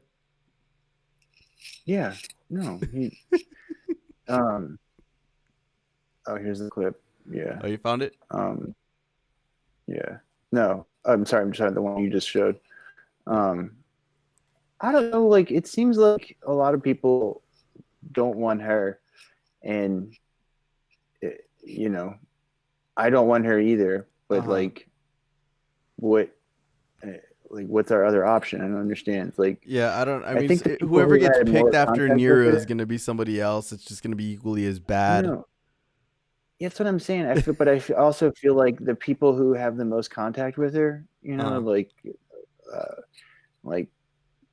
Matt Bruning and Mickey Const and Brianna, and they all seem to be dead set against her. Right. They hate her the most. And well, they're gonna need the Senate Republicans to go ahead and confirm her, right? I still think she's a sacrificial lamb. I don't think they seriously thought she was going to get through. I think they threw her out there to get turned down. But I'm still of the thought though that Biden should just do the Trump move. Would just be like, this is the acting whatever position it is. Yeah, he might do that. I mean, that's the best move for them to do. I mean, I don't know if they'll actually go ahead and follow through with it, because Democrats like to lay down and be the Washington Generals. But I mean, that's the right move to do. Trump did that for 4 years. You might as well. It sets a precedent, right? Yeah, I think they probably will, but they're going to do the typical Democrat thing and shoot themselves in the dick, and either not do it right away, or not do it not do it in time or whatever. They'll fuck it up somehow. Like, they'll do it for the wrong person. Call them the Cheddar Bob Democrats. Like, they'll take like the long, like they'll do the protracted battle in Congress over somebody dumb, and I'm just sure they'll fuck it up. I'm not optimistic for that. So they're going to have to get most of these people confirmed, I think. And right. I feel like she's the perfect, she's the perfect op for that. She's the perfect person for that op, right? Mm-hmm. Like, the long dramatic like back and forth like gossiping about her the whole time leading up to it, and then after the appointment, and then the hearings and all that. Like, she's the perfect like heel to like hog the spotlight, so they can put in all a bunch of creeps other places, because the creeps will probably get passed no problem, right? Yeah. Like, the worse you are, the less pushback you're going to get from the Republicans. Well, I mean, it's really funny. Like, the Republicans aren't even hiding it. I mean, look at this article that I pulled up from CNN. Yeah. Here you go. As President-elect Joe Biden looks to fill out his cabinet, Senate Republicans want him to consult with them and choose nominees who could win their support, while others are pushing Biden to name progressives who could shape the policies of his government. So, I mean, the Republicans, I mean, they have to know. Here's what I think.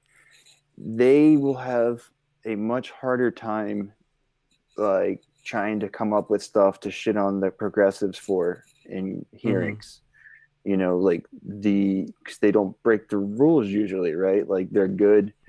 You know, they do, like, relatively decent things compared to the type of corruption you see from the more corporate side, right?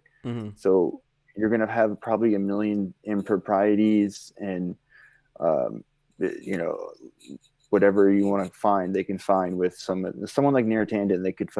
They could raise an objection over like dozens and dozens of things, you know, like so much dirt, like her connection with all the foreign governments and, you know, least of all would be her tweeting. So somebody, like, say they try to put Bernie in, like, what could they go after Bernie on?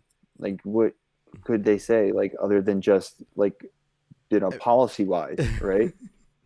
I guess they do like the Fidel Castro I mean, thing they'd again. they'd still try to block him. I mean, I would like to see that argument, though. I'd like to see them try to make the case that this guy is too liberal. Like, you can't have him because he's like, you know, whatever they want to say. Right. Well, I mean, this was the comment from AOC about this whole thing. So if we win the Senate, I do think the administration should be open to more aggressive appointments rather than appointments who would support a more aggressive agenda to help working families. They're not going to win the Senate. Yeah, and warning Biden here to not name nominees with an austerity mindset.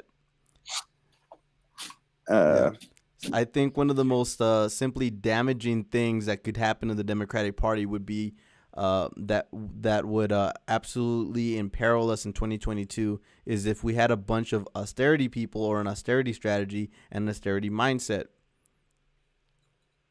Yeah.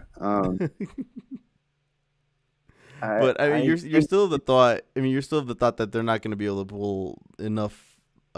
pull off those wins in Georgia, though, right? I don't know. And the more I see, like, the more black-pilled I see the Chuds getting on Georgia, right? The more I like the Democrats' chances. Like, they think, you know, it's rigged, right? So they're not going to vote. So that might help them. But John Ossoff is just how could you vote for that guy?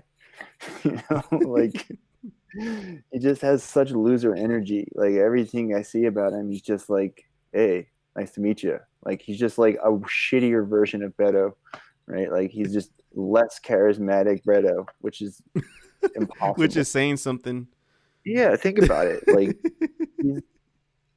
oh man. Well, what was that thing that you sent me, by the way? I'm trying to remember about the Latinx thing. Oh, they floated that governor of New Mexico. Oh, there you go. That was it. The interior, right? So, because she's from New Mexico, I guess. I mean, I guess she knows about like federal lands. Well, well, okay. So the whole thing is about Democrats having lost a lot of support among the Latino population, right? So it was in the Rio Grande Valley that they were weakened, and along with Florida, they want to go ahead and blame anti-communist rhetoric that might have landed with some Cubans. Meanwhile, they did piss poor voter outreach, and Bernie Sanders killed it with Latinos in the primary. But yeah, what do you call it? So Democrats' answer to that, or it looks like Biden's answer to that, is to go ahead with this move. Here we go. Talking to Democratic sources who know the New Mexico Governor Michelle Lujan Grisham, they are baffled by the transition's offer of the Interior Secretary job. Grisham is a healthcare wonk and not particularly invested with public lands, energy or energy issues Interior deals with. And let's see. Insane. Also, Rep. Deb Haaland, retiring New Mexico Senator Tom Udall are openly interested in Interior, meaning Lujan Grisham risked angering other Democrats in the state if she took the Interior job. Yeah, it's so bizarre, and it's. I mean, why do you think they're doing it? I mean, obviously, it's to go ahead and they think that if we have empty representation, that it's going to rally us back to go ahead and vote for Democrats in stronger numbers again. Why don't they give her the job that she'd be good at, though? Because they don't really care. It's not about effectiveness. It's just about empty representation. I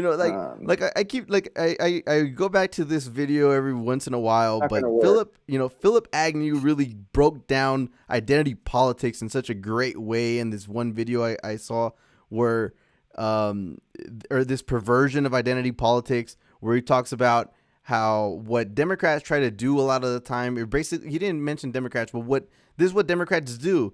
They say, okay, we're going to give somebody that looks like you a seat at the table, so now the rest of you got to shut up. And that's, that's what they expect by going ahead and offering these cabinet positions to people that are not qualified or suited to it. They just figure, okay, you guys are unhappy with us, so then we're going to appoint somebody that might give you a little bit more representation in that way. And that's going to make you happy, and now y'all be quiet and just, go sit in the corner again. Yeah.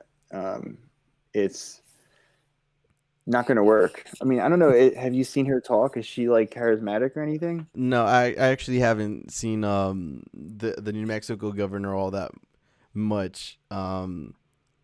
I mean, why? What about? I guess they're still mad at the Castro brothers, right? Maybe because because you remember that shot that Castro took at Biden, right? Are you forgetting? I'm saying, yeah, I see that reference sometimes too. So they're obviously still like butthurt about that. So like that's pretty sad. Like that's a shame because he was at least charismatic, right? Like he would have been good if they're trying to have like a popular right. I mean, at least he's a little bit more popular, I think, at least in Texas, right? Yeah, but I'm saying like he can rock a mic. You know what I mean? Like he can like people are entertained by him. He got votes in the primaries. Like people liked him. Remember, there's that whole thing he did with Warren too at the end. Oh God. They were trying to like tease like they were going to be running. Don't remind me. Dude, would you have voted? Would you have voted for Warren and Castro? Would you have felt like proud to elect like a Latino vice president? No. Wait a minute. Like, at what point? Like, you're talking about like if Bernie would have dropped out early and then it would have been Warren and Castro. I'm just saying, like, say they had, rigged it for them at the end, just. Oh, if they would have rigged it for them over Biden, like, I think I'd be more open. Sadly, I'd be more open to vote for that ticket. I think. Yeah, I mean, obviously, Biden's so terrible. All right, let me go to that Philip Agnew video actually because I've referenced it a bunch. Let's see. It seems as if too often we conflate a perversion of identity politics with what identity politics is and where it came from. Barbara Smith, the Combahee River Collective, Audre Lorde, Barbara Smith, who has endorsed our Senator Sanders, right? That's right. Is one of the first people to coin that phrase. And what it talked about is that my identity allows me to move in the world or restricts me from moving in the world in certain ways, right? And that the oppressions, the twin, quadruple oppressions that we all face are exhibited and are expressed and are felt differently as a black woman, as a lesbian, as a queer person, as a black man, that oppression doesn't always look the same. The wellspring of what identity politics in the tradition of the Combahee River Collective is talking about is deeply embedded in a black, radical, feminist, socialist agenda that says we need all of us, we need to come to the table. It doesn't look the same. The thing that brought us to the table does not look the same. Your poverty is a little different than my poverty. Your harassment, your assault is different than mine, but we are at this table, and it's because of those differences that our movement has the colors and the beauty and the representations that it has. That is what identity politics is. The perversion of identity politics is a version of representation, right? That capitalists have said that one of you, and because you are one of you, and now you're at the table with us, that all of you all should shut up. Because Jay-Z is on the cover of the magazine with Warren Buffett. That means that you all have made it, right? Or that sectarianism, that because you are a group of blank, you all only care for your interests. That is not what identity politics was, and it is being expressed and discussed as representation or a perversion of an identity politic. And so when the Democratic Party is repulsed by a perversion of identity politic, it tricks us into then championing, no, we're not for identity politics. Yeah. Yeah, he's right too. The second part, the way they weaponized it against the left, is so gross. Yeah, right? No, and see that, and that's what it does. It feeds into what you talk about, bro. Where you talk about this whole culture war thing, where it makes it be more about that culture war than class solidarity, and you know, you break it down to those base points that, you know, seeing, you know, it's kind of like the same thing like with the whole OJ case. Right, where like the whole thing about OJ back then was like it was like a win for Black America was the way it often gets interpreted. Up, right? You know, like how is that a win for Black America? You know, like there's enough fucked up shit that was going around even then in terms of in terms of police brutality, because that was off the heels of the Rodney King beating. Yeah, I feel like Rodney King was more of a win. Yeah, you know? Well, I mean, because all of them got off perversely, right? All of them ended up getting, all those cops ended up getting off, and then they get prosecuted. So the way it worked is this was a recipient, was like it was like it was almost kind of like a boomerang effect in a way that now OJ got off, so then we have a win. That's our win.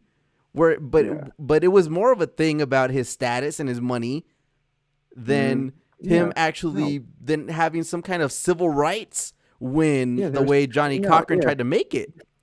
It wasn't even like it was like you know, it would have been different if it had been like state violence, you know, like if he had been beaten up by cops and then been, you know, something like that, and then the cops were going to jail, like that would have been a win, right? Like just because of the landmark status of it. Well, because that's what they turned it into. You remember with the OJ case, they turned it into the cops framing the successful black man. Oh man, you know, so they had a lot of anti-cop rhetoric into that defense. You know, and I mean, I think Philip Agnew's Jay-Z example is just the same kind of thing, where you see Jay-Z, now he's on the cover of a magazine with Warren Buffett, and all that means everybody made it. That's it. That's a win. It's kind of like the way that Obama was saying about like black people that voted for Trump because he was into that bling bling. Right. You know? Yes. That's how they see race, and that's how they see all of it, right? It's like, you know, it's all just like fucking things for them to throw at the hogs. Right. Right. Sick, man. Yeah, and I mean, and then you I mean, just to go, because I don't think we could take enough shots at Obama. Do you see the thing that he said about the COVID vaccine now too? What? Well, he said he's gonna go ahead. This is what he said.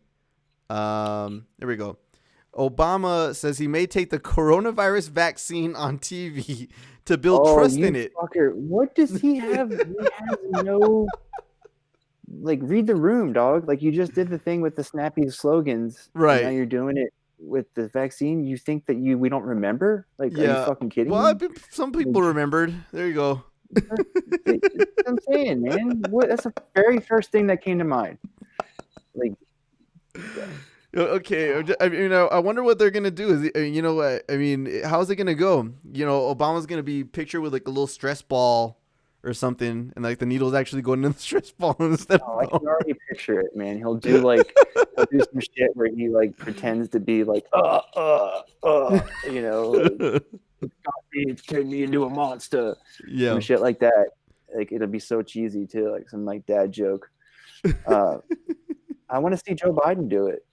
Oh, you want to see? You want to see Joe in on this now?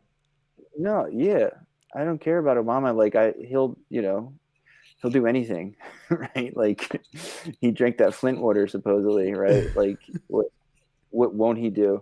So I want to see, old Joe's. You see, like, you're giving them an idea for a good photo op. They're gonna have both of them right there sitting next to each other in opposing chairs. I want to see Joe Biden with his shirt off, right? His skeletal body.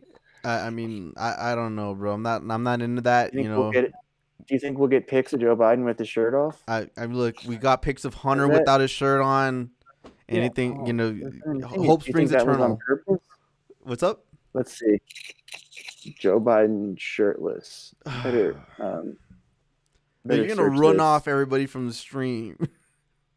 Hold on. I should search this incognito. Okay, you're gonna search something incognito, and then we're about to broadcast this shit, aren't we? Hold on, dog. What does the chat think? I don't know. The chat seems kind of they're just listening right now. They're in listen mode. They're not commenting about whether they want to see Joe Biden shirtless pics. I don't see any real ones. They're all fake. All right.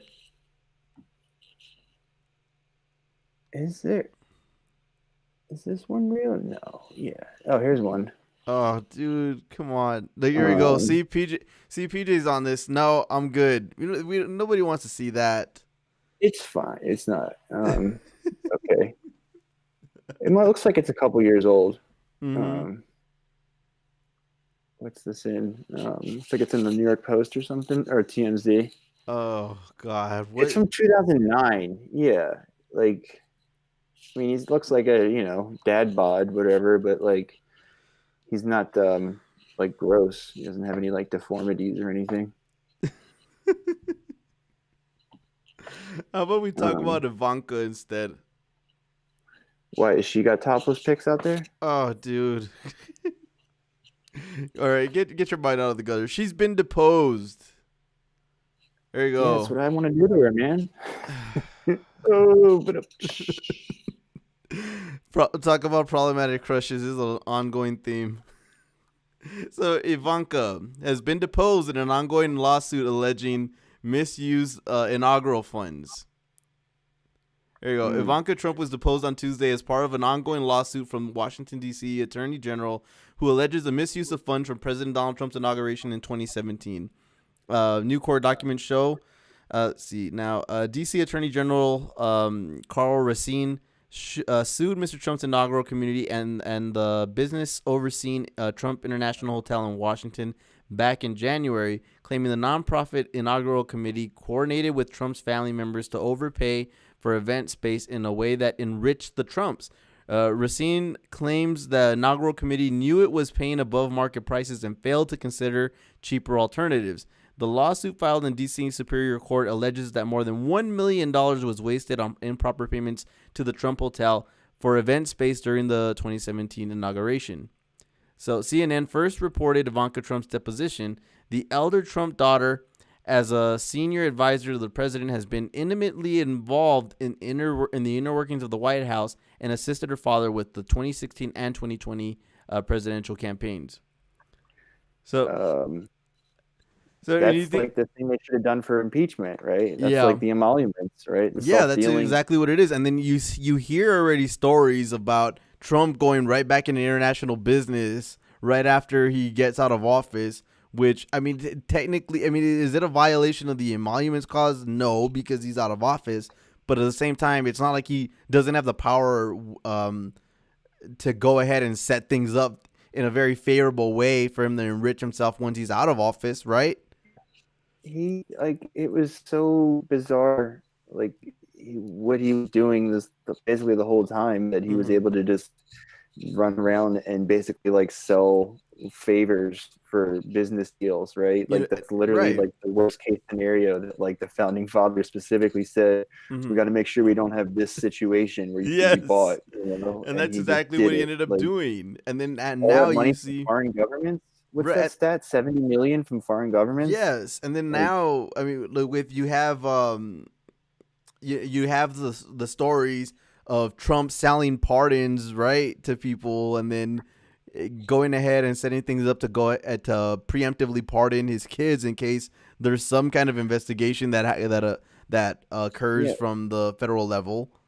And he would have to admit it first, though, to pardon them, right? Is that the technical aspect of it? I'm not even sure. Well, I mean, if he pardons them from it, he's got to say, this charge they're immune from. Yeah, because I don't think he can just issue blanket immunity from all federal crimes, right? No, you can't do that. No, you have to be specific charges, and that to be federal crimes. Mm-hmm.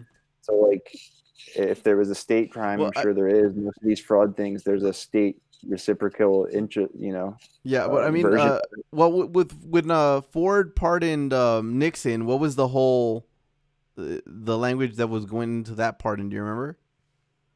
I think they worked it out beforehand, before he resigned. Let me see. Ford pardon of. It was specific, though. It was for that crime. Well, let's see. They already knew we were looking at the text of. Here we go. All right, here we go. Let me pull this up really fast. By the President of the United States of America proclamation, Richard Nixon became the 37th President of the United States. Pursuant to resolutions of the House of Representatives, its Committee on the Judiciary conducted an inquiry of investigation of the impeachment of the President extending over more than 8 months. The hearing of the committee and its deliberations, which received wide national publicity over television, radio, and in printed media, resulted in votes adverse to Richard Nixon on recommended articles of impeachment. As a result of certain acts or omissions occurring before his resignation of the office of the president, Richard Nixon has become liable to possible indictment and trial for offenses against the United States. Whether or not he shall be so prosecuted depends on the findings of the appropriate grand jury and on the discretion of the authorized prosecutor. Should an indictment ensue, the accused shall be entitled to fair trial by an impartial jury, as guaranteed to every individual by the Constitution. See, it is believed that the trial of Richard Nixon, if it becomes necessary, could not fairly begin until a year or more after has elapsed. In the meantime, the tranquility to which this nation has been restored by the events of recent weeks could be irreparably lost by the prospect of bringing a trial to a former president of the United States. The prospects of such a trial will cause prolonged and divisive debate over the propriety of exposing to further punishment and degradation a man who has already paid the unprecedented penalty of relinquishing the highest elective office in the United States. So that's so beta. Yeah. Now, therefore, I, Gerald Ford, President of the United States, pursuant to pardon power conferred upon me by Article 2, Section 2 of the Constitution, have granted by these presents do grant a full, free, and absolute pardon until Richard Nixon for all offenses against the United States which he, Richard Nixon, has committed or may have committed or taken part in during the period from January 20th, 1969 to August 9th, 1974. In witness thereof, I have hereunto set my hand on this 8th day of September in the year of our Lord 1974 and of independence of the United States 199th. Wow, so his is pretty blanket, huh? That's what I mean. Like, I guess it's not unprecedented, right? Well, I mean, I guess you would have to say, like he's specifically referring to. He's referring to a specific time period, but I mean that's a pretty wide time period. The term he was in office, though, isn't that what that is? It's not the full thing, right? I mean, we're talking about 1970, 69, 74. He was in office from when to when? I thought probably 68 to 70. Yeah, he was. Yeah. That was the entire time he was president. Yeah. So anything ever he did wrong during his time as president is covered under that immunity. Yeah, which, I mean, but he was referring to Watergate in the preamble, so you would have to think that he was pardoning specifically for those, but just in case, like, yeah, I mean, they could kind of word it similarly if they're saying, okay, so Jared Kushner, Donald Trump, right? And Donald Trump Jr., Ivanka Trump are all exempt from any crimes they may have committed or will or have or did commit during the time period that whatever it was. He's going to try and pardon himself, isn't he? Yeah, of course he is. He's not going to want to resign and let Pence do it. Right? Yeah. Do you think he'll do anything? What as far as pushback? No. not See, even the reason why he might not do it though is because he wouldn't know if it was good until it was challenged in court. Right.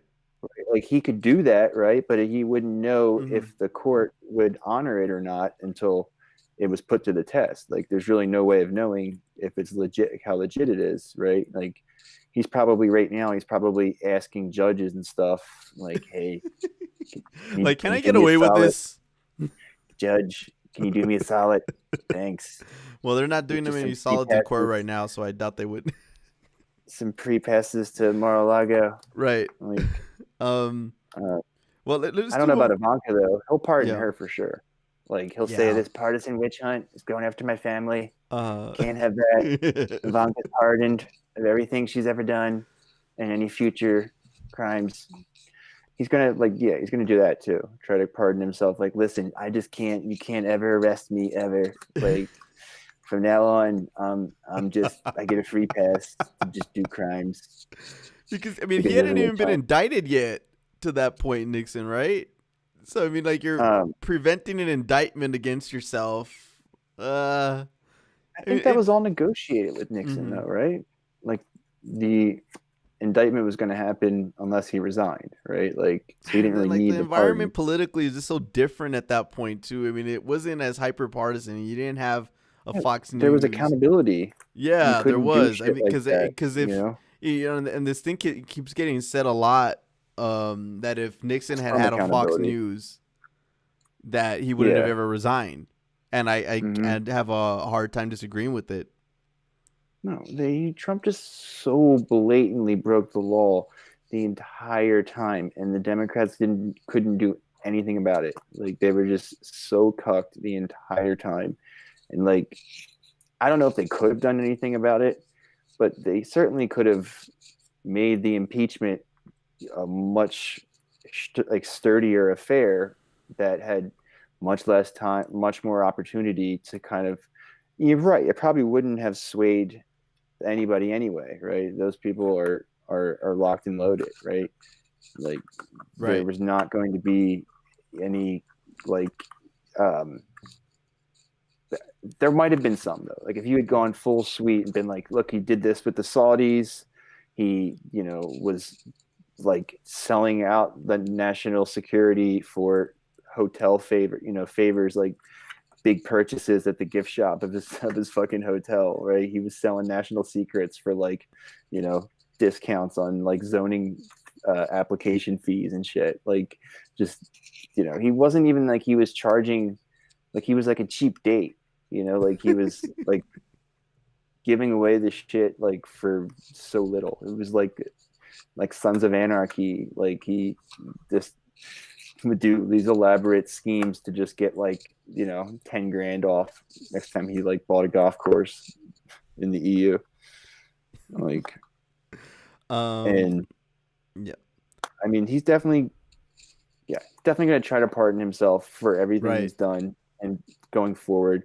He might do the Pence shit though. Like I said, I think there's a good chance he'll do what I said.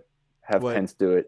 Go ahead and step down before the end of his term, and then have Pence go ahead and pardon everybody. Possibly. Yeah. But then I don't know how that'll play into it, because he's still gonna go ahead and make that 2024 run. I don't know if he'll do it exactly the way we said, where he'll announce at the inauguration and be like, yeah, you can watch that inauguration from Joe Biden, or you can watch me announce my 2024 campaign on the same day. And then you know what else he could do too is say, like, since I didn't finish my whole term, I get to run 2 more times. You know. I didn't even think about that, but that's true. He could. I mean, he might. I mean, who knows if they'll end up challenging him. Yeah. Alpha mindset. I'm not sure if this one will count as a history hour. We haven't done this one. We haven't done the history hour in a little bit, but there's a JFK story that popped up, and I was pretty interested in it. I don't know, PJ. I think he's a pussy though. Like, I think he'd be scared. He'd be scared of the court not letting that happen though, because like I said, there's no way to guarantee it'll work. Like, the paperwork will go through, like he'll do it and people will see that it happened, but like it's up to the judge who is hearing the criminal case if they indict him, right? They're not going to be like, he can't like not get indicted, like he didn't get pardoned, but like he can't, all the investigations that are ongoing, I think. And then some of them are still outside the realm of what you can pardon as a president. Yeah, right. Exactly. And like the more pertinent cases are going to be the local ones. They're going to be the ones that are, that you would have to get Como to go ahead and pardon him. And I doubt that. I don't think. Yeah. Do you think Como would pardon him? I don't know. I think it depends on the politics.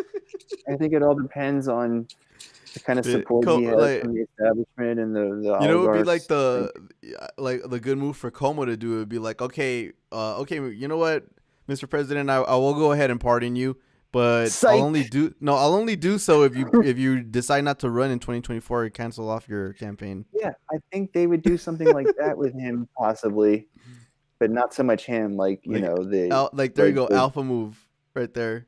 Oh, hide in Florida and DeSantis stops extradition. Whoa. Yeah, maybe that's plausible. Is that can they do that as a governor? What do you think? Like legally, I think you could get into a messy jurisdictional battle if you tried to send like federal marshals there. Like DeSantis could probably make that really difficult.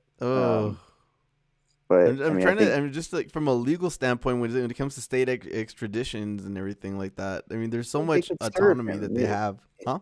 If you serve him papers, if you give him his subpoena or whatever, he's got to show up for it. That's a federal felony to not show up for it. So, like, he's going to be in court the rest of his life, regardless, probably. Right? Probably. Because there's not to mention, he's not going to stop dealing with the way that he has. Yeah, like they weren't going to go after him for like state secrets or anything. Right. There's nothing they need to be in federal court for. Mm-hmm. So like any fraud or anything like that, they can go after him in the state courts. And like, there you go. That's a visual. She chills at Mar-a-Lago, collapses in his chair like Al Pacino in Godfather 3. Which, by the way, they're coming out with a director's cut of that. Yep, I think it's coming out this week. Actually, it might be coming out this week. The remake of the recut of the Godfather 3. Wasn't that the one nobody liked? Yeah, I mean that was the weakest one. They like to go ahead and criticize Sofia Coppola in that movie a lot because originally Winona Ryder was supposed to play that part. Their misogyny. Well, no. Well, I mean, here's the thing: Winona Ryder was supposed to play Al Pacino or Michael Corleone's daughter. And then she came out with this horrible stomach bug, I think it was what it was, and she wasn't able to do the part. So at the last minute, they went ahead and had Francis Ford Coppola's daughter, Sophia, go ahead and take that role. And, yeah, everybody kind of panned her performance. And Yeah, just nerd that I am, I go ahead and listen to the commentary on those DVDs, and when they Francis Ford Coppola commented about what her performance got, the reception that her performance got as far as the critics and everything. He said kind of like, this was my fault. I messed up with the movie, and it kind of in a weird way in real life mirrored what happened in the movie, where like my daughter ended up paying for my bullshit. Damn. It's pretty real of him to say that. Yeah. We're gonna put on some Kennedy video. I gotta pee, so okay. Let me put something on while I'm peeing. Let me see if I can find something.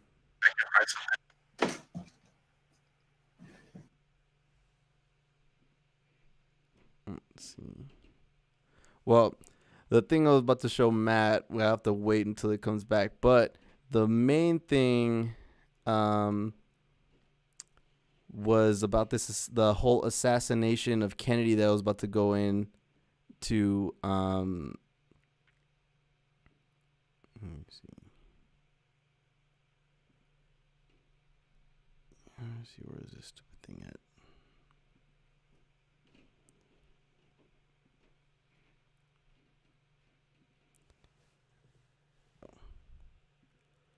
And what the hell? I'll go ahead and backtrack it. So here we go. As we kind of know over here from,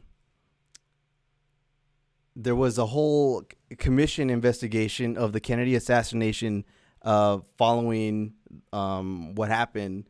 And one of the members of that commission was actually President Ford.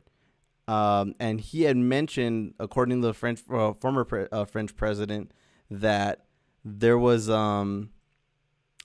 actually some kind of deep state plot, is what was implied here. So he was at this time, Ford was a Republican leader in the House of Representatives, and he was, like I said, on the Warren Commission. And publicly, Ford was completely behind the whole lone gunman finding.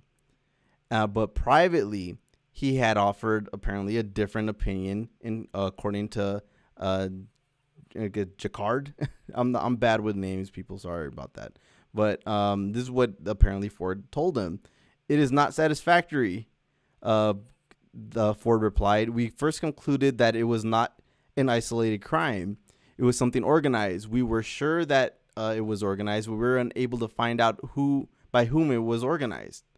He said Ford told him, we came to the conclusion that the assassination had been prepared. There was a conspiracy, but we were not able to identify which organization had sponsored it.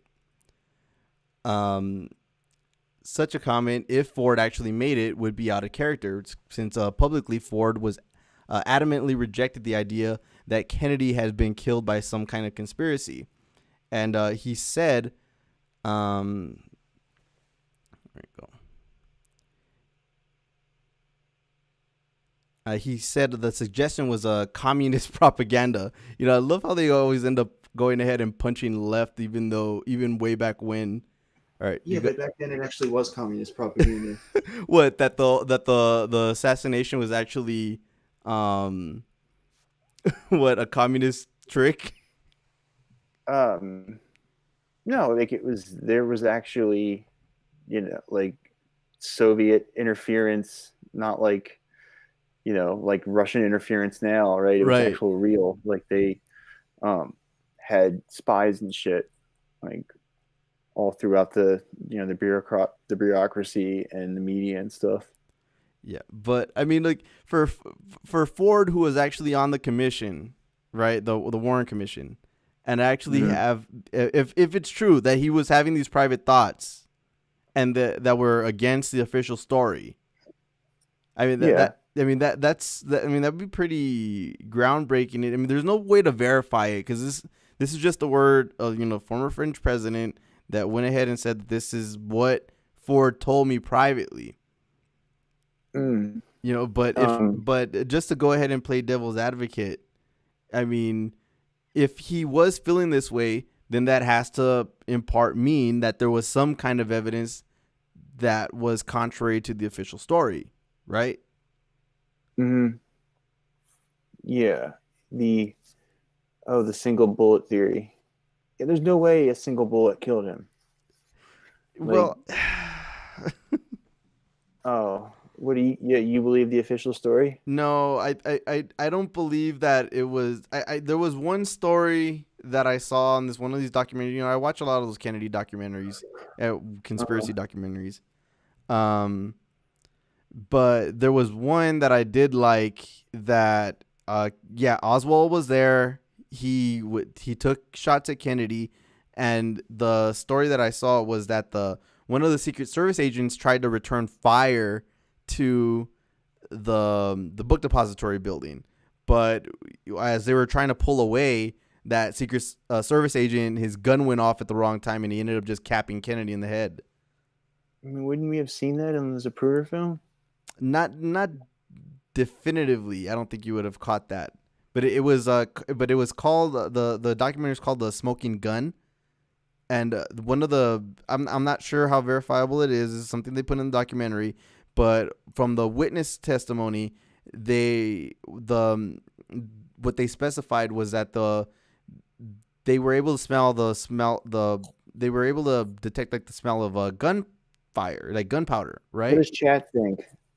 What does the chat think? Does anybody think it was the official story? Like, does anybody think Oswald did it himself? Well, I don't know what I think, because I haven't actually heard any, like, the credible other stories I've heard. Well, of the logistics of it haven't made a lot of sense. But see, that's why I'm telling you, like the car behind him, the witnesses in the car behind in the Kennedy motorcade said that they were able to smell that a gun had gone off, but they were what do you call it? They're upwind of it, and the book depository is behind them. So the only way that you're going to be able to smell that gunfire is if the shot had to come from in front of you. Would they have known? Like, couldn't it have just been like something to do with the parade? They would definitely know it was gunpowder. Like, what do you mean? I mean, is it that distinctive? I mean, I think in the middle of all that, you could. I mean, if you're able to go ahead. I mean, the guy that they had as a witness was familiar with firearms, I guess, so that's why it had a little bit more credibility. But I mean, I could see. But see, the point was I could see a scenario like that kind of playing out when it came to something that the CIA would actually want to cover up. Because there was this lone assassin. Yeah, he did try to take a shot, and the only reason that Kennedy ended up getting killed by our agent is because he was trying to return fire and defend the president. And I mean, you really want to go ahead and crucify this dude for that? He didn't deserve that. Oh, hold up. I think there we go. What? The audio cut out for a little bit.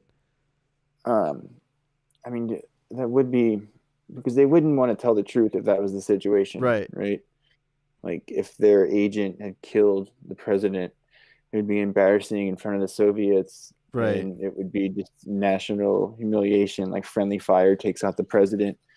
That would make sense. I mean, the single bullet theory doesn't make a lot of sense. This isn't in line with the single bullet theory, right? Also, like, Oswald also, he has some sketchy stuff, right? Mm-hmm. Like, his ties with the deep state and the communists at the same time. Like, why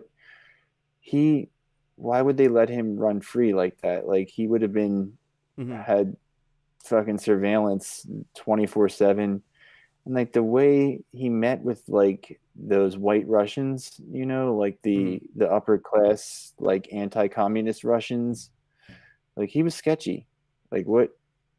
I mean, I guess he was a patsy no matter what. Like, I think that part of the story is constant. Like, he was at least like a Bin Laden type, who was like, controlled opposition kind of, if not more involved. Right. Yeah.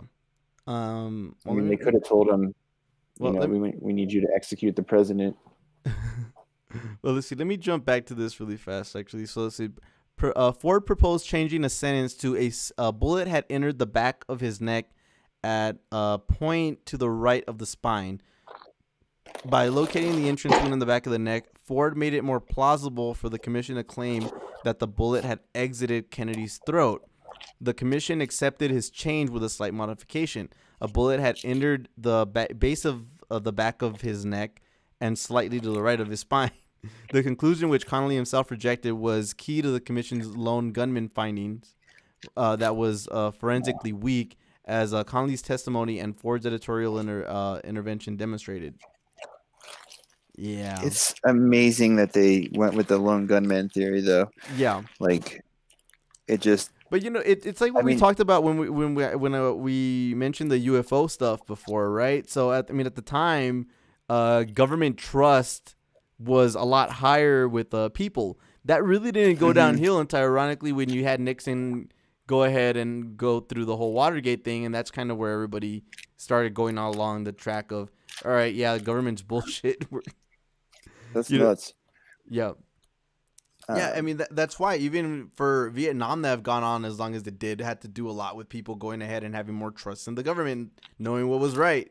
So, you have a cover story about a weather balloon in regards to the Roswell incident, or you have the Warren Commission coming out and ruling the Kennedy assassination one way or another. It was like, oh, okay, yep, that the government kind of wrapped that one up for us.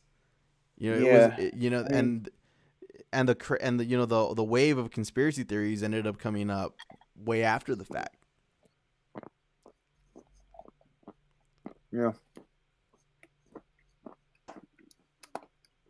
Even now they had like a big commission like that, and the commission, like the 9/11 commission, right? Most people believe that, Yeah. Or I don't know. What do you think? Like, what are the stats? Like a third of the country thinks 9/11 was an inside job, or less? I'm not sure. Let me see.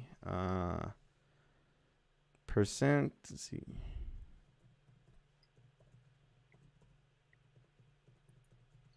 I don't want to Google it because I'm already on the watch list.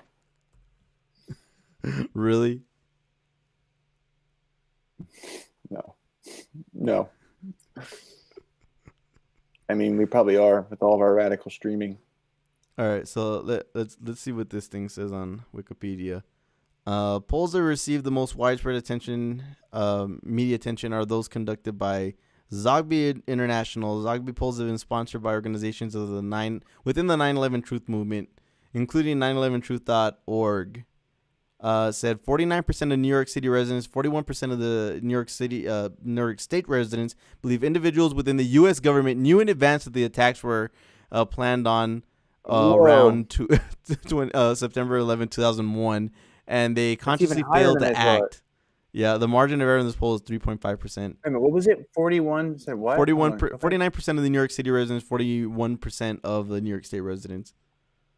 So 49% knew and didn't act. And 41% said they definitely acted. Yeah, they acted proactively. No. This is just the same question. It just there's,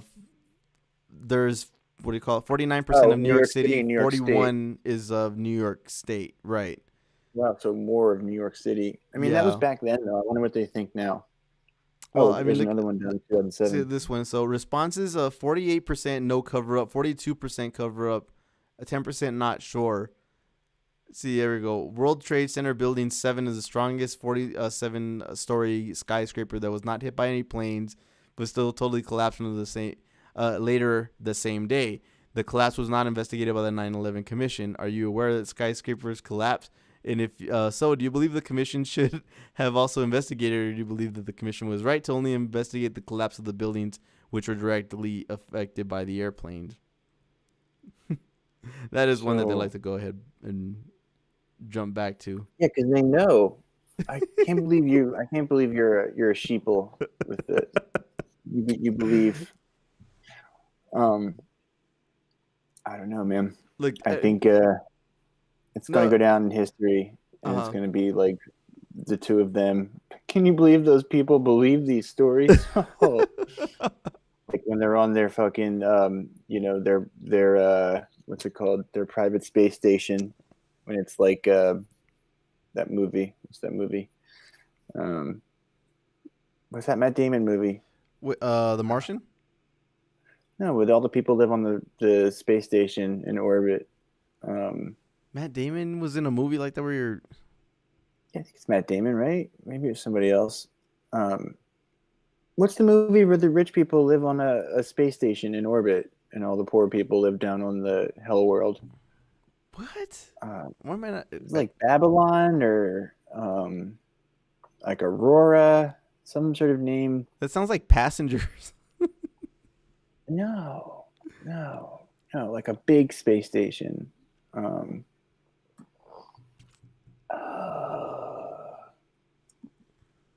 Rich people space station movie. Yeah, that's what we're gonna figure out, right? Elysium, that's it. Yeah, when it's like Elysium in 100 years, they'll be like, oh, those fools didn't know that we did 9/11. It was jolly good. And Kennedy, that's when it's going to get revealed. That's when it's going to end up getting revealed. No, I mean, it's probably how they are now. Like, I don't think it'll ever get revealed. It's probably what they do with the racist. Well, I mean, like the UFO thing, right? And the UFO thing, where you sent me before with Obama kind of playing coy with it. Yeah, with Colbert, yeah. Yeah, yeah. Actually, let's pull that up. I think he was right though. Like, I think we can leave it off after this one, but that's on you. Let's see. Let's play this thing up from Rising with. Avoid a good UFO story, and nothing is better than former President Obama being pressed by Stephen Colbert on what he learned about UFOs while he was in office. Not a surprising answer, but it certainly hits my curiosity. Let's take a listen. UFOs? Any UFOs? Did you ask about that? Certainly asked about it. And? Can't tell you. Sorry. Okay. All right, I'll take that as a yes. Because if there were none, you'd say there was none, right? You just played your hand. I thought you were a poker player. You just 100% showed your river card. Feel free to take that. Can't talk about it, Ryan. Gotta say, look, actually, the Trump administration has been the best so far, at least, on UFOs. It was under their watch in 2017 that we actually began to learn about the UFO task force, some of the different videos that we had of the Tic Tac, and so much more. And we've learned progressively more. Now, look, I mean, I hope on his way out he declassifies everything. I'm not naive. And I actually think that the fact that it's not happening means that there's a lot more to it. God, and Sagar's Obama's such a fascist. answer in particular, I mean, this is somebody who, as you know, having covered the man, would looks love like to, discourse and all these other things on so much more. The fact that he doesn't want to talk about it seems very noteworthy to me. Like his shoulders. Yeah, Harry Reid and John Podesta, both of whom had close working relationships with Obama, are both big into the UFO issue, and it's an issue that has always confused me as to why there's so much secrecy around it, because it feels like secrecy for secrecy's sake. Like, I get that if you want to protect the nuclear infrastructure, electrical grid infrastructure, your clandestine operations around the globe, your encryption technology. There's so many different things that have obvious rationales behind them when it comes to state secrecy. What is it with the UFOs? Like, what is the American public or what are foreign countries going to do with whatever information the U.S. has collected over the years about flying objects that they can't identify in space or in the atmosphere?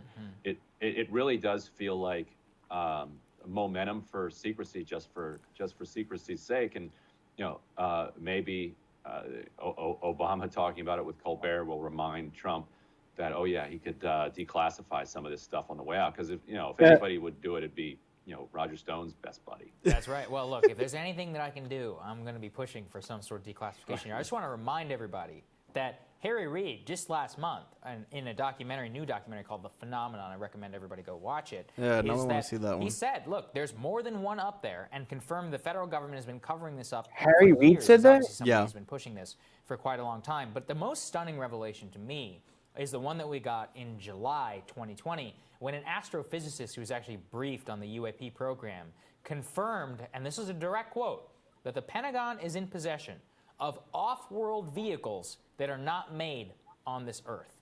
And, look, it's funny. I'm not generally a believer in conspiracy theories and all that. And you and I have covered the government and these government officials, and most of these people talk. But it's like you said, when it comes to the UFO issue, it actually does seem to be one of those cases where it's so compartmentalized that nobody really knows anything. I mean, even Senator Rubio, right? He's on the Intelligence Committee. He's been pushing for all this information on the UAP program and all that. We really don't know all that much. I mean, every once in a while we get these little dribs, and that's it. Right, and why? Like, just... Yeah, just tell us. Who cares? I care. I mean, I care a lot. But... I care. Who cares about the secrecy? Like, what's up with this vehicle? Okay, I like using the UFOs. A vehicle that was made on some planet other than ours. Okay, like, show it to us. What do you mean by vehicle? Is it a collection of rocks? Right. Not a vehicle.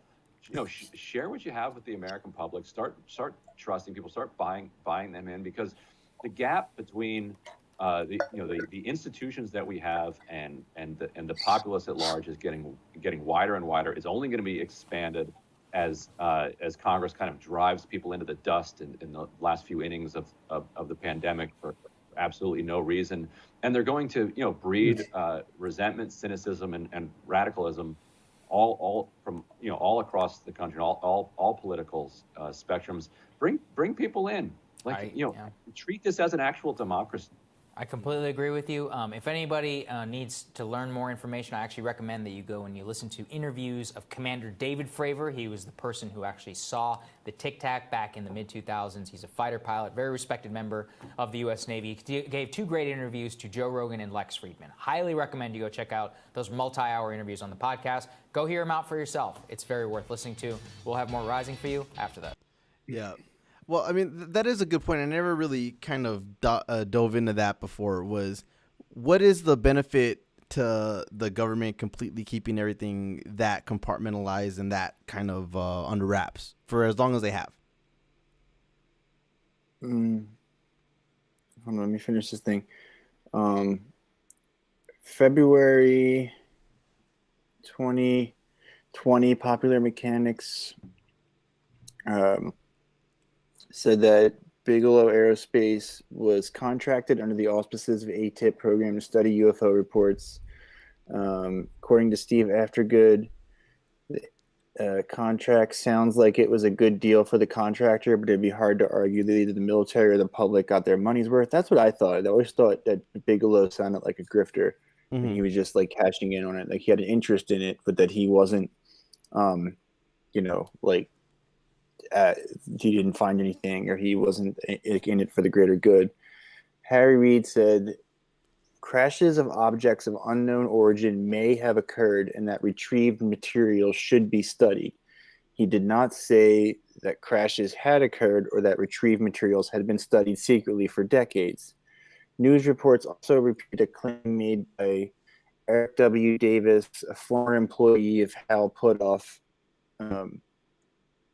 that an off-world vehicle might be in the possession of the U.S. government.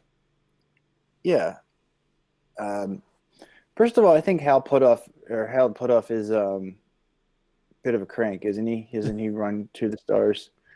And that's not as confident as Sagar sounded. I don't think he confirmed it was in their possession. I mean, this is the Wikipedia article, so all of the skeptics go and edit it. Yeah, they go edit the shit out of it and make it sound as mundane as possible. They don't want to admit anything. Mm-hmm.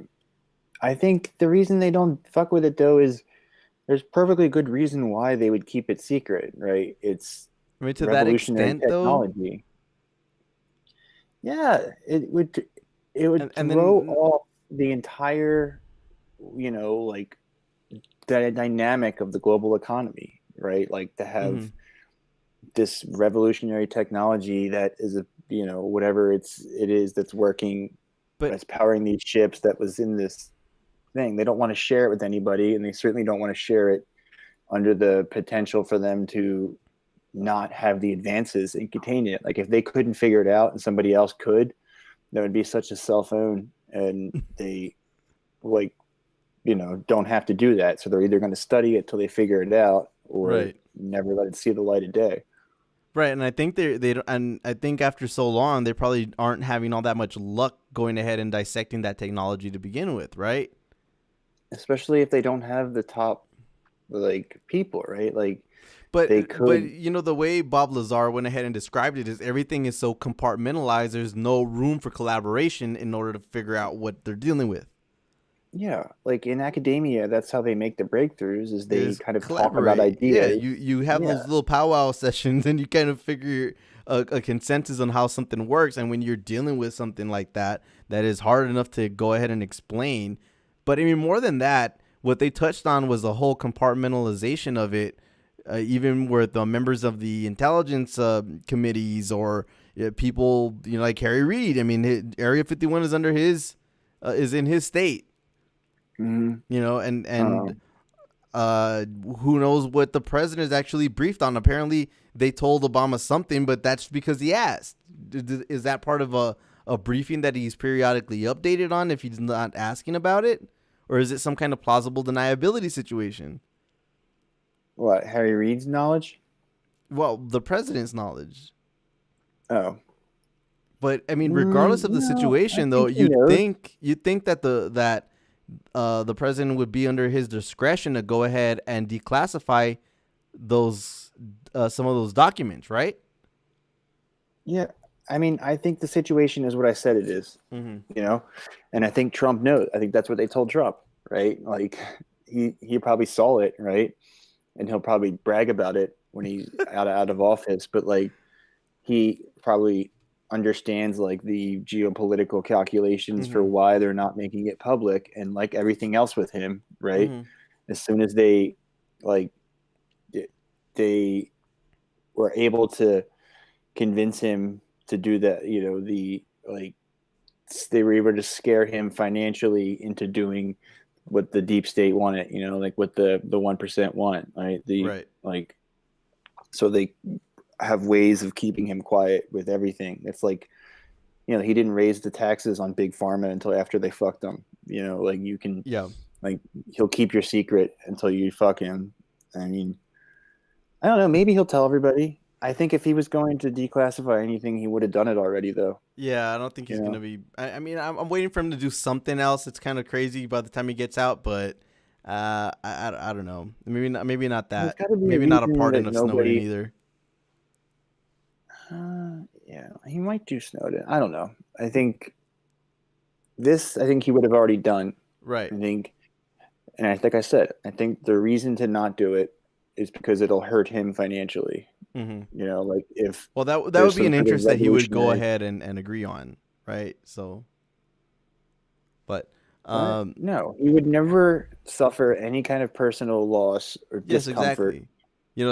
He'd understand that rationale because it would hurt him personally. So maybe. Yeah, that's what I'm saying. It would have to be a situation where it was a win-win for him. I mean, maybe they could give more information without revealing all of the scientific knowledge to the other countries. They would have to say we haven't figured it out, which I guess is embarrassing enough for them. Right.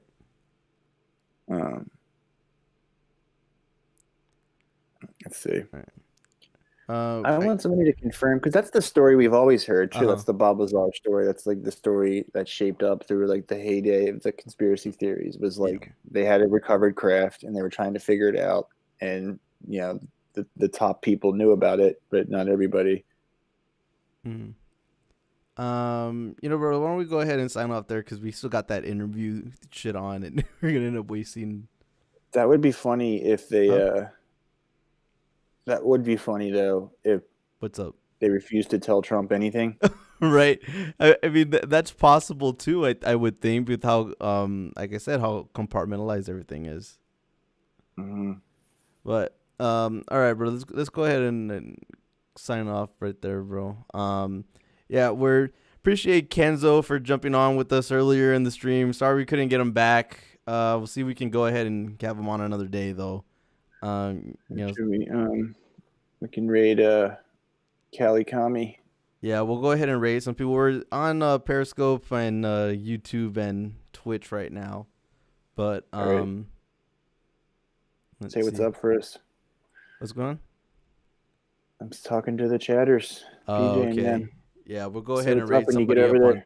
Yeah, we'll go ahead and raid somebody up on Twitch. But yeah, if you're not following us on one of those or any of those, we would appreciate anybody going ahead and doing that, dropping that like, dropping that follow, all that good stuff. Twitch, YouTube, all that good stuff. But all right, we're out.